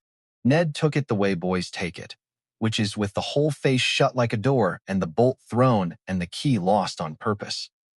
He did not speak to her from Wednesday to Sunday. On Sunday morning, she found him at the corral, saddling the gray pony to no purpose, going through the motions of going somewhere because the motions were easier than standing still. "Ned, you do not have to say it. I am going to anyway." "They all go," Ned Garritt said, and he said it to the saddle instead of to her. "My mother went. Selma is going harvest. You are going Monday. Everybody in this house goes. My father just stands out in the yard with his hat off and lets them. Every single time. He will not say one word to make anybody stay. He said several words to me on Sunday night. Then, why are you going?" Margit stood at the corral with the wind pushing her skirt against the rails. She could have told him the truth. She turned it over and found she could not. The true answer had 4 parts, and 3 of them were about grown people and the things grown people do to each other's dignity, and a boy that age hears only she is me is going, however you dress it. "Because I have something to settle first," she said. "It is not to do with you. I want you to hold on to that, Ned, because you are going to be tempted to make it about you. That is what people say when it is about you." He was not wrong. She thought about it for the rest of the day. That evening, she found a thing on the step outside her door. It was a piece of harness leather, cut square, with a hole punched in one corner and a loop of rawhide through it. On the leather, burned in with a nail heated in the stove, were 3 letters.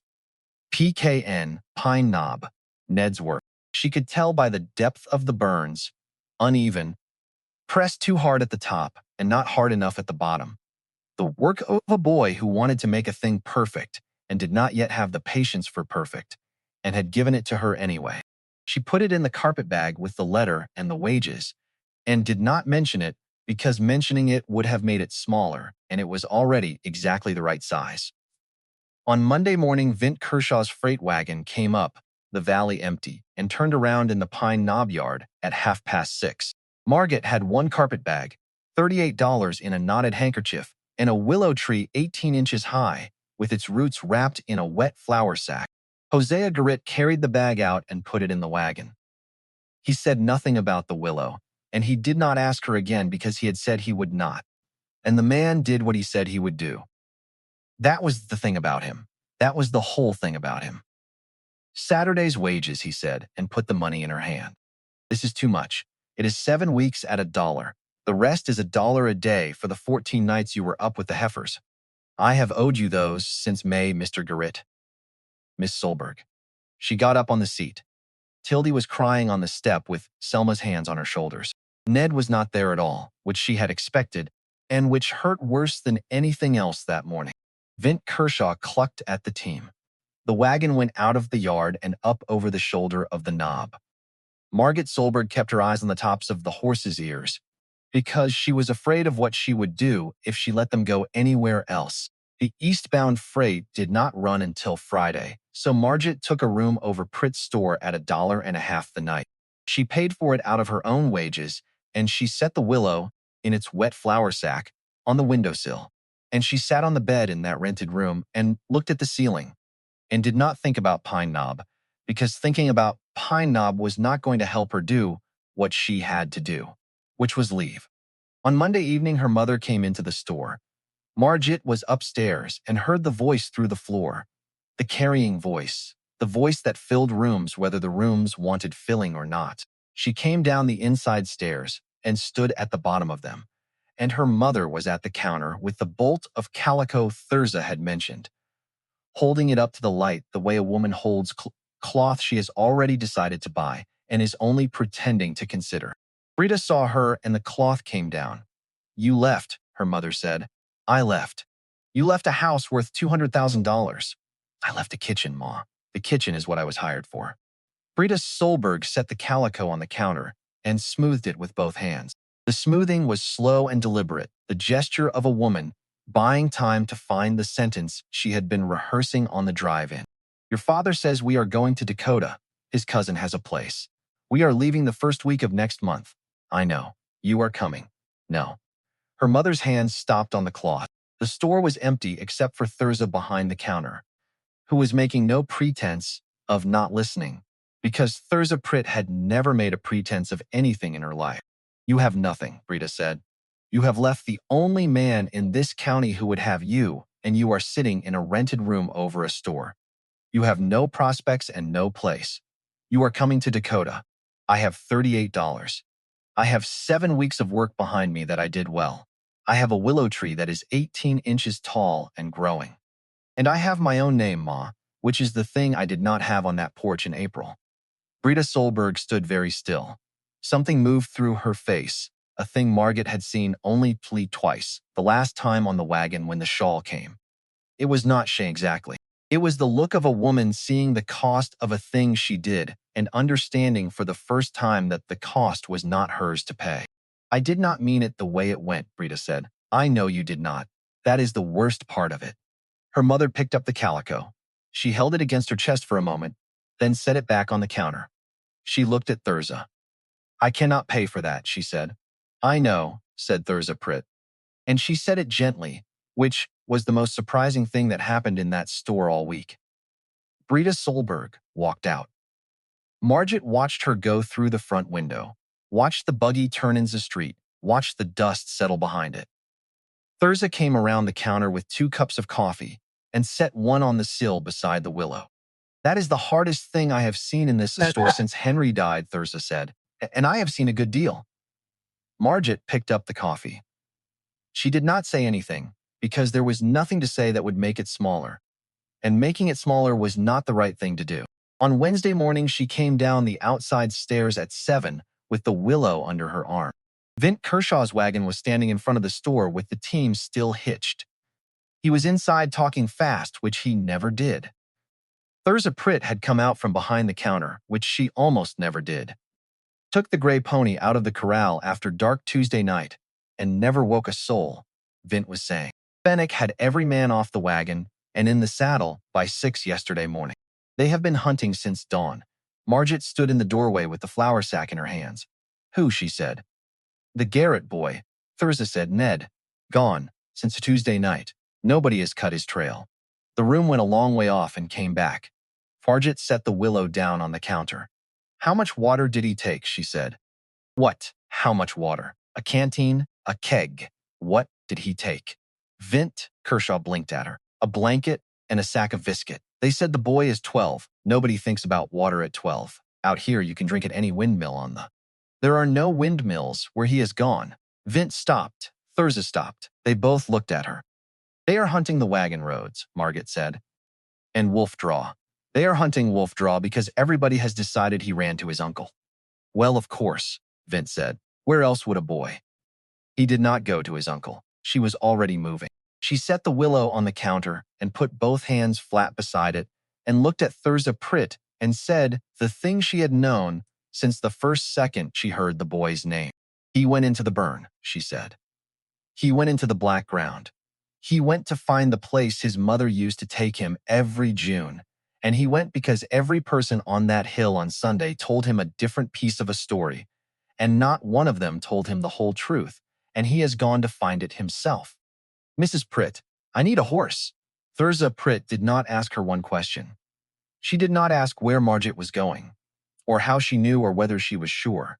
She went out the back door in her apron and took her own saddle out of the shed and led a bay mare around into the street.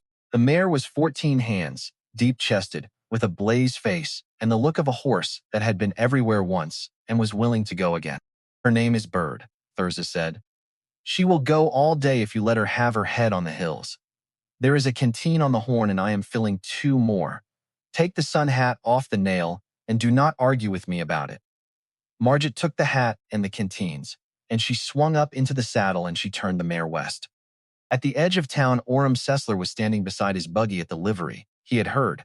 In a town that size, everyone had heard before the coffee was cold. Miss Solberg, he said. You are going after the boy. I am. In the burn. Alone. Yes. Sessler looked at her with the careful measuring look of a man who calculates everything and feels nothing and mistakes the calculating for intelligence. If you find him at Wolf Draw, he said, you might mention to Mr. Bealey that my offer stands. Another week and the price goes down. Margit looked at him from the saddle. She looked at him the way she had looked at the split in the step on the day her mother gave her away, counting the grain, finding the flaw. Mr. Sessler, she said, you are a man who buys land from people who are dying of thirst. I have met men like you in every country I have lived in. You all look the same from the back when you are walking away, which is the only direction I have ever seen you go. She put her heels in and left him standing there. She was 10 miles west by noon. She had thought it through the whole first hour and was more certain at the end of it than the beginning. The boy had told her himself at the top of the third ridge north, with his voice coming apart in his hands. I am not let to go over there anymore. My mother used to take me. Every June, Isabel Garritt had taken her son into the burned ground every summer of his life. Then the county had stood over that stone and told him in front of everybody that his grandfather was a killer and his uncle a fool, and his mother was dead, and nobody was left to take him where she used to take him. Nobody had told him one true thing. A boy does not run away from a thing like that. He rides at it. She came down into the black ground in the middle of the afternoon in heat that stood on the sand and shook. It was worse than she remembered from the ridge. The blowouts threw the sun straight back up into her face, and the dead pines stood in the draws in their black rows. And the silence was the silence of a country that had stopped growing things a long time ago and had not yet decided whether to start again. In 4 hours, she saw one living thing, a hawk turning high over the second draw, with its shadow going across the sand below it like a clock hand. She did not hunt for tracks. She was not a tracker and she knew it.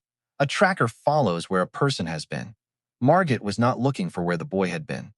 She was looking for where the water was, because a boy with a blanket and a sack of biscuit and no canteen had been out since Tuesday night, and by Wednesday afternoon he was not going where he meant to go anymore. He was going where he could drink. She went up on the highest ridge she could find and got down off the mare. She sat on the sand with the canteen in her lap and the sun on her shoulders, and she made herself look at the country the way she had learned to look at country. When she was 12 years old and her father had put her on a hillside in the old country and said, "Show me where the water is." Not where is the boy, where is the water? The boy is where the water is. She found 4 places from that ridge. There was a dark cupped green at the head of the second draw north, which would be a seep. There was a line of taller grass running crooked down the third draw, which might be a seep or might be nothing. There was the sedge slough east of the blowout, 5 miles off, where she had found the Beevely Spring 3 weeks ago. And last, far up under the rim at the head of Wolf Draw, there was a smudge of green that had no business being there. 4 dead pines stood together, and the grass around them came in a deeper color than any grass had a right to come in July in a country that had been on fire. Margit looked at that last one for a long time. My mother used to take me. A woman does not take a child 5 miles into a burn to look at burned trees. She takes him somewhere there is shade and water and a flat place to sit at noon. She takes him to the place where she can be both things at once, a Bewley and a Garritt, a woman from the burned draw and a woman from the house on the knob, and the only place on this earth where those two things do not fight each other is a place with 4 dead trees and a seep of water that nobody owns because nobody knows it is there. She got back on the mare. The wind shifted in the middle of the afternoon and came up out of the southwest hard and fast and full of sand. It hit her broadside on the ridge above the third draw, and the mare spooked and went sideways. And Margit lost her hat and spent 10 minutes getting the horse turned into the wind and calmed down, and another 10 finding the hat, which had gone 30 yards downhill and caught in a dead sage. The sand was in her teeth and in her eyes, and the light had gone flat and directionless, and for 5 minutes she could not tell which way was which. Then she put her hand on the slope beside her and felt it. The steep face was on her left. It was on her left because it was always on her left when she was heading west, because every hill in this country lay the same way, piled by 10,000 years of the same wind. She had told Hosea Garritt that a person could walk them blind at midnight and hold a line. She had not expected to prove it in a sandstorm at 3 in the afternoon, but the principle held. The sun went down at 8, and the country changed color 3 times, orange to copper to blue, and went out. Night in the sandhills is not dark the way night is dark in a town. The stars come down onto the grass on all 4 sides, and the ridges show as a black line against a lighter black, and the whole country opens up and lies still in a way. It never does in daylight, as though the dark is what it was built for, and the sun is just something it endures. She kept on. She rode 6 hours in the dark, with nothing but the shape of the hills to steer by, and the mare's ears to watch, and the sound of her own breathing to keep her company. She did not think about Pine Knob. She did not think about Hosea Garritt, or the kitchen, or the willow on the counter at Pritt's store. She thought about water. She thought about a boy of 12 who was somewhere in this dark country with no water and no direction, and nothing but the memory of a place his mother had taken him to. And she thought about that memory being the only map he had, and she hoped it was enough. She came up under the rim at the head of Wolf Draw at 2 in the morning, in the gray, before any color comes. The stars were still out, but the east had begun to go pale at the bottom, and the grass was wet with dew, and the mare's hooves made no sound in it. A horse was standing in the seep grass with its head down. It was not the gray pony. "Hold up," a voice said out of the dark. "Hold up right there. Mr. Bewley." There was a long pause. The night insects went on with their noise. Then Hiram Bewley came out of the shadow of the 4 dead pines with his hat off and his face drawn and his clothes dark with dew. He looked like a man who had been 30 hours in the saddle, which he had. "The Norwegian," he said. Behind him, under the trees, wrapped in a horse blanket, Ned Garrett sat up on the sand with a tin cup in both hands. His face was burned red across the nose, and his lips were cracked, and his eyes were too bright, but he was sitting up, and he was holding the cup, and the cup had water in it. Margit got down off the mare so fast she went to her knees in the grass. She crossed the distance on her knees, because standing up would have taken too long. "Ned, I did not find it," the boy said. "I looked 2 days, and I could not find where it started.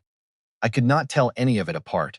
His voice was a rasp, dry and thin, the voice of a boy who has not drunk enough in 2 days, and has been using what voice he has left to talk to a man he has not seen in 3 years. "How much have you drunk?" Uncle Hiram says slow. Uncle Hiram is right. She put her hand flat on the boy's chest and held it there and felt the heart going under it. Too fast, but going. Going steady, and going strong, and going in the chest of a boy who was alive at 2 in the morning, in the middle of nowhere, because he had gone exactly where his mother used to take him, and because a man who had hated his father for 18 years had ridden 30 hours through country he had not entered in almost as long to find him. "A swallow," Margit said. "Then count 50. Again in an hour. Do not eat anything for a while yet." "He was 2 hours ahead of me," Hiram Bewley said. He was standing with his back against one of the dead pines, and his voice was the voice of a man who is reporting facts, because facts are the only things he has left that he trusts. "The pony came into my corral yesterday noon with the reins broke. I came straight out." "You have been out since yesterday noon. I know this ground." "So did he," Margit said. "That is, they were all hunting a boy who was lost." "He was not lost. He came exactly where he meant to come." She sat back on her heels. "His mother used to bring him up here," she said, "every June." Hiram Bewley stood with his back against the dead pine and the dew on his shoulders and 18 years of not coming up this hill, standing between him and whatever he was about to say. "Every June," he said. She used to bring him to me first, and then she would bring him up here in the afternoon. She said it was the only place on this earth she could sit down and be both things at once. His voice went. I never once came up with them. 18 years I have not been up this draw. I sat at the bottom of it and let my sister climb it alone. The east began to go pale behind the rim while he was saying it. The gray started to lift off the low ground the way fog lifts, not all at once but in pieces, and the grass began to show its color, and the 4 dead pines began to show their black against the lightening sky. Margit Solberg sat on her heels in the seepgrass with her hand on a boy's chest. She lifted her head and looked at the country she had ridden 6 hours in the dark to reach. She watched it come up out of the night. Mr. Bealey, she said, how far is it from here down to where your barn stood? 1.75 miles. And how far from here up over that rim to the ridge where Solomon Garritt lit his backfire? 2 miles. Better than 2. Then look at the 2 miles. The light came up over the rim as she said it. It came the way light comes in that country in the summer, fast and level and honest. And it did to the ground what it had always done, and what nobody had been standing here at dawn to see in 18 years. Between the head of Wolf Draw and the long gray scar on the far ridge, there lay 2 miles of unburned ground. It was plain as a seam in cloth, gray on the far ridge where the backfire had run, gray below them all down the draw where the pines stood dead and the sand lay bare. Between the two, running the whole width of the country east to west, lay a belt of old bunchgrass and live pine that no fire had ever touched. 2 miles of green that had been there since 1868 and before 1868 and would be there when every person standing on this ground was gone. Hiram Bealey did not say anything. He stood at the base of the dead pine and he looked at the 2 miles of unburned grass, and Margit watched his face and saw the thing that was happening in it, and knew that it was the biggest thing that had ever happened to him, and that it was happening too fast and too slow at the same time. They never met, Margit said. His fire and yours. There are 2 burns in this country, and there always have been, and there is 2 miles of live grass lying between them. The wind was out of the south that night. Everybody agrees on that part. So his fire on that ridge was burning back into the wind, downhill toward the home place. It could not have crossed 2 miles of green grass against the wind. It could not have done it if he had wanted it to. She turned around. Mr. Bealey, look at your own trees. He looked at them. 4 dead pines standing over the seep. Black on the side that faced up the draw. On the down draw side of everyone, the bark was still on in strips, gray and weathered, and peeling but there. Still there after 18 years. The black is on the uphill side, Margit said. On everyone down there too, all the way down. Whatever burned this draw came down it. It came from up here at the head, and it ran down onto your stackyard with the wind behind it. It did not come over that rim. Nothing came over that rim. The sun came up. It came up full and warm, and it lit the 2 miles of grass between the burns, and it lit the 4 dead pines, and it lit the face of Hiram Bealey, and it lit the thing he had been standing 10 feet from all night and had not let his eyes go to. Under the rim, there was a low place with a ring of stones sunk in the sand and grown around with grass. A fire ring, a camp, a place where 2 boys had camped in the summer of 1868 while they were stacking hay at the head of the draw. We had the mowing camp there, Hiram said. Nobody answered him. We were stacking the head of the draw all that week. Alton and me. He was 17 and I was 14, and I kept the camp because I was the young one. We saw the glow in the south about 9. Alton said we had better go down and turn the horses out of the barn. So we went down. His voice had gone entirely flat. He had spent 18 years building a wall around this, and now the wall was coming down, and the only thing left was the facts, bare and flat and terrible. I banked the fire, Hiram Bealey said. I put sand on it. I know I put sand on it because I remember doing it. I have remembered doing it every night of my life for 18 years, and I have never once let myself ask how well a boy of 14 banks a fire with a glow standing up in the south and his brother calling him off the hill. Uncle Hiram, Ned said from the blanket. Be quiet, son. No, sir, Ned Garrett said. You are the only one who has told me anything true since Sunday, and I would like the rest of it. The man stood there in the new sun with his hat in his hand, and the dew drying off his shoulders, and the whole of his life lying open in front of him, like a field he had plowed wrong, and was only now seeing from above. "Then here is the rest of it," he said. "I have hated a dead man and his son for 18 years, for a fire I very likely lit myself. And I have kept my sister's boy off this ground, so he would not learn it. And I would go on hating him this morning if I could. It is the only thing I have carried this long that I know how to hold." Then Hiram Bealey sat down in the grass, 54 years old, and put his hat over his face. He sat there in the seat with the water soaking into his trousers, and his shoulders shaking, and his hat over his face, and he did not make a sound. Margit let him be. There is a kind of grief that does not want company. It wants ground. It wants to sit on the earth and feel the earth hold it, and know that the earth does not care what it did or did not do 18 years ago, and that is enough. Margit took the willow out of the saddle sack while the sun climbed. The roots had been in a wet flour sack 4 days, and they would not last a fifth. The white threads she had watched come out of the cut end in a tin can on a windowsill had grown into a fist of fine roots, tangled and alive and searching for ground. She went up past the 4 dead pines to the head of the seep where the water came out of the sand in a place no bigger than a dinner plate. She knelt and dug a hole with her hands, a foot deep, in the wet sand at the lower edge of it. Then she set the willow in it and pressed the sand home around the roots with both palms, slow and firm, the way she would close a door she meant to keep closed. "What are you doing?" Ned said. "Planting a stick," said Margit Solberg. They came down out of the black ground a little after 8 in the morning. 3 of them and 2 horses walking, because the boy could ride but should not, and because walking together was the right thing to do, and all 3 of them knew it without saying so. The searchers saw them at 2 miles. Fenwick Stroud had a dozen men strung along the ridge above the sedge slough. He stood up in his stirrups and shouted something that carried a mile and a half across the grass, and every man on that ridge turned and looked, and then they were all coming down off the ridge at once. Hosea Garritt came off that ridge at a dead run. He got down before the horse had stopped.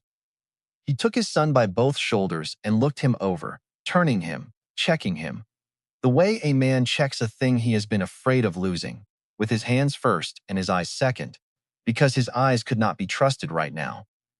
Then he put his arms around the boy and held on. He held on in front of every man on that ridge, and they all found somewhere else to look, which was the kindest thing any of them had ever done and the easiest. Then he stood up and faced Hiram Bealey. "He was at the head of your draw," Hosea said. 2 days. He was 2 days getting there. "I was 30 hours finding him," Hiram said. "Neither of us comes out of that ground today without her." Hosea Garritt looked at Margit Solberg across 10 feet of grass with the morning sun on both of them and every man on that ridge watching and not watching at the same time. He did not say anything. He did not need to. She had seen him turn the rasp over in his hand, and she knew what it meant, and she saw him do it now with nothing in his hands. At all. The same gesture, the same meaning. "I see you. I will not say so." "Come up to the head of Wolf Draw with me," Hiram said. "Not today. Come Sunday and bring your father's name with you. I have carried it wrong for 18 years, and I would like to put it down where I picked it up." That was the whole of it between those 2 men. Ever. Hiram Bealey told the rest himself in Pritt's store on the Saturday. He walked in at 10 in the morning with the porch full. He did not sit down. He did not take off his hat. He stood at the counter and told the county about a mowing camp at the head of Wolf Draw and a boy of 14 who had banked a fire in a hurry with a glow in the south and his brother calling him downhill. It took him 4 minutes. He told it flat, and he told it whole, and he did not leave anything out, and he did not ask for anything when he was done. Thurza Pritt said afterward that in all her years behind that counter, she had never heard the store so quiet. Clovis Reedham went out the back way and did not come in again for a month. Dorrit Reedham was not seen in the store for longer than that. Orem Sessler's buggy left Elk Creek that afternoon and did not return. Jod Bealey found Margit at the store that evening. He stood in the doorway the way he had stood at the corral gate at Pine Knob, not coming in past it, waiting. "The paper is gone," he said. "My uncle tore it up this morning, before he went to tell it." Margit nodded. "I knew. You knew about Sessler, Jod said. You did not say anything. Your uncle needed to keep his land for the right reason, not because someone told him Sessler was coming, because he decided the land was his, and the fight was his, and the truth was his. A man does not keep a thing because someone else scared him into keeping it. He keeps it because he looked at it and said, "This is mine." John Bealey stood in the doorway for a long moment. Then he said, 3 years ago, you pulled me out of that creek, and you walked me home, and you never told a soul. I never did. Why? Because it was not a story. It was a Tuesday in January, and you were in the water, and I had a rope. He looked at her the way he had looked at her across 60 feet of yard, and she saw in his face the thing she had seen the first time, which was not love and was not gratitude. It was the recognition of one person by another, the simple seeing of a thing that is true, and it was enough. The barn at Wolf Draw went up on the last Saturday of the summer. It went up because Hosea Garritt sent word down the valley that he was hauling pine, and because Hiram Bealey let him, which was the harder half. The letting was harder than the hauling, because the hauling was just work, and the letting was the end of 18 years of holding on to something that had never been the right thing to hold. 61 people came. Vint Kershaw brought the plate beams in one load with the axles doubled, cursing the whole way up the draw and the whole way back and enjoying every minute of it, because Vint Kershaw's cursing was a performance, and the performance was his gift, and he knew it. They laid the sills at 7 in the morning on the old foundation stones, which had been lying in the grass since 1868, waiting. Waiting the way stones wait, without opinion and without complaint, for somebody to come along and put them to use again. Fenwick Stroud ran the raising and was insufferable about it. You have got the whole county here, and 10 of them are useful, he said. The rest came for the dinner. He pointed a thumb at Margit. Miss Solberg, if you feed them before the second bent is standing, I will walk to that seep and lie down in it. You would have to walk 1.75 miles. I am prepared to, Fenwick said. They set the first bent at 8 and the last at 2. Margit fed them all at 2:30 off 4 trestles under the pines. Mrs. Bealey carried the beans. Selma Bealey cut the pies. Tildy Garritt went down the line with a bucket and a dipper and would not let anybody else carry the water, because the water was hers and she had decided it was hers, and nobody argued with Tildy Garritt when she had decided a thing. Ned Garritt spent the whole day on the roof with men and came down at sundown so pleased with himself that he could not speak, which for Ned was not unusual, but the reason for it was. In the late afternoon, between the raising and the dinner, Margit took the letter out of her apron pocket and gave it to Hiram Bealey. She found him standing at the new barn's doorway, looking down the draw at the country he had not walked in 18 years, and she put the envelope in his hand. It has been at the store 4 months, she said. It is from your brother. Hiram opened it. He read it standing in the doorway of a barn that had not existed that morning, with the new pine yellow around him and the smell of cut wood in the air. He read it once. He read it again. Then he folded it and put it in his shirt pocket, over his heart, which is where a man puts a thing he is going to carry for the rest of his life. He remembers, Margit said. He remembers you running up the hill. Hiram Bealey looked at her, and his face did something she had not seen it do. It did not open. It did not break. It settled. It settled the way ground settles after a long rain, not with a noise but with a giving, a shifting of weight from one place to another, and after it settled, it was still. I will write to him, he said. First time in 15 years. Margit nodded. She did not say anything else because there was nothing else to say, and because she had learned in that country that the space after a man says a true thing is not empty. It is full. It is the fullest space there is. She found Hosea Garritt at 6 in the evening, alone, standing in the doorway of the barn that had not existed that morning. The sun was going down the draw behind him. The new pine was raw and yellow, and it smelled the way a new thing smells when it has not yet learned what it is for. There were no doors on it yet.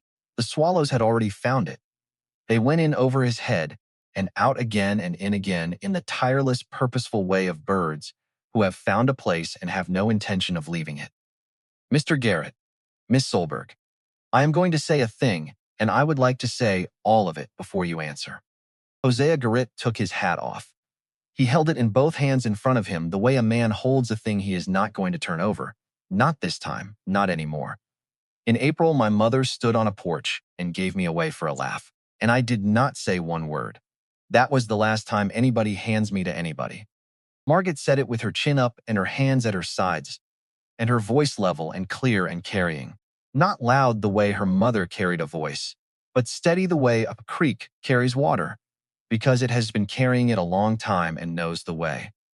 In June, you offered to marry me to stop the county talking. I would not have it, and you know I was right. I do, he said. It is high summer now. The county has stopped talking. It has something better to talk about, and by Christmas it will have better than that. She put her chin up one more degree. So there is nothing left to settle except what I want. And I am the only person in this valley who has not said out loud what I want. The swallows went in over their heads and out again. Hosea Garritt, Margit Solberg said, I am asking you, will you marry me? Not to mend anything and not because of empty porch. I would like to live in that house on the north slope. I would like to cook for that outfit and be up at 4 in the morning with the heifers for about 40 years with you. I say I'm asking for it in my own words, out of my own mouth, and nobody has told me to. Hosea Garritt stood in the doorway of the new barn and did not turn his hat over. Not even once. He held it still in both hands, and he looked at her, and his face did the thing that his face did when the rasp was not in his hand, and there was nothing to turn, which was nothing at all, which was everything. Yes, he said. Yes. I have been waiting since the 5th of May for somebody to ask me something. The Solbergs went north to the Dakota settlement 3 weeks before the raising, before any of it. Margit drove out to see them off. The house was half-packed. Her father sat on the step with his hands hanging between his knees and 4 crates in the yard and the plow already sold. We are going to the Dakota settlement, Torsten said. Your mother's cousin is at the church there. They speak Norwegian in the store, Margit. It will be like it was, when? The 3rd day of next month. She sat down on the step beside him. Her father smelled of pipe smoke and old hay, and he had been the tallest man in her world, once, on a boat, holding her up so she could see the coast come. Pa, why did you say it on the porch? Torsten Solberg looked out at his crates. Because they were laughing, he said, and for 1 minute they were laughing with me. 4 years in this country, Margit, and it was the first time. His voice caught. He put his hand over his mouth and held it there. I heard myself do it, and I could not stop myself doing it. That is the truth, at least. It is the worst thing I have ever done. I did it in front of my own child. I will be seeing that porch on the day I die. He put his hands over his face for a moment. Then he took them down. Come to Dakota. Your mother will not ask you. She cannot get the words out of her mouth anymore. So I am asking.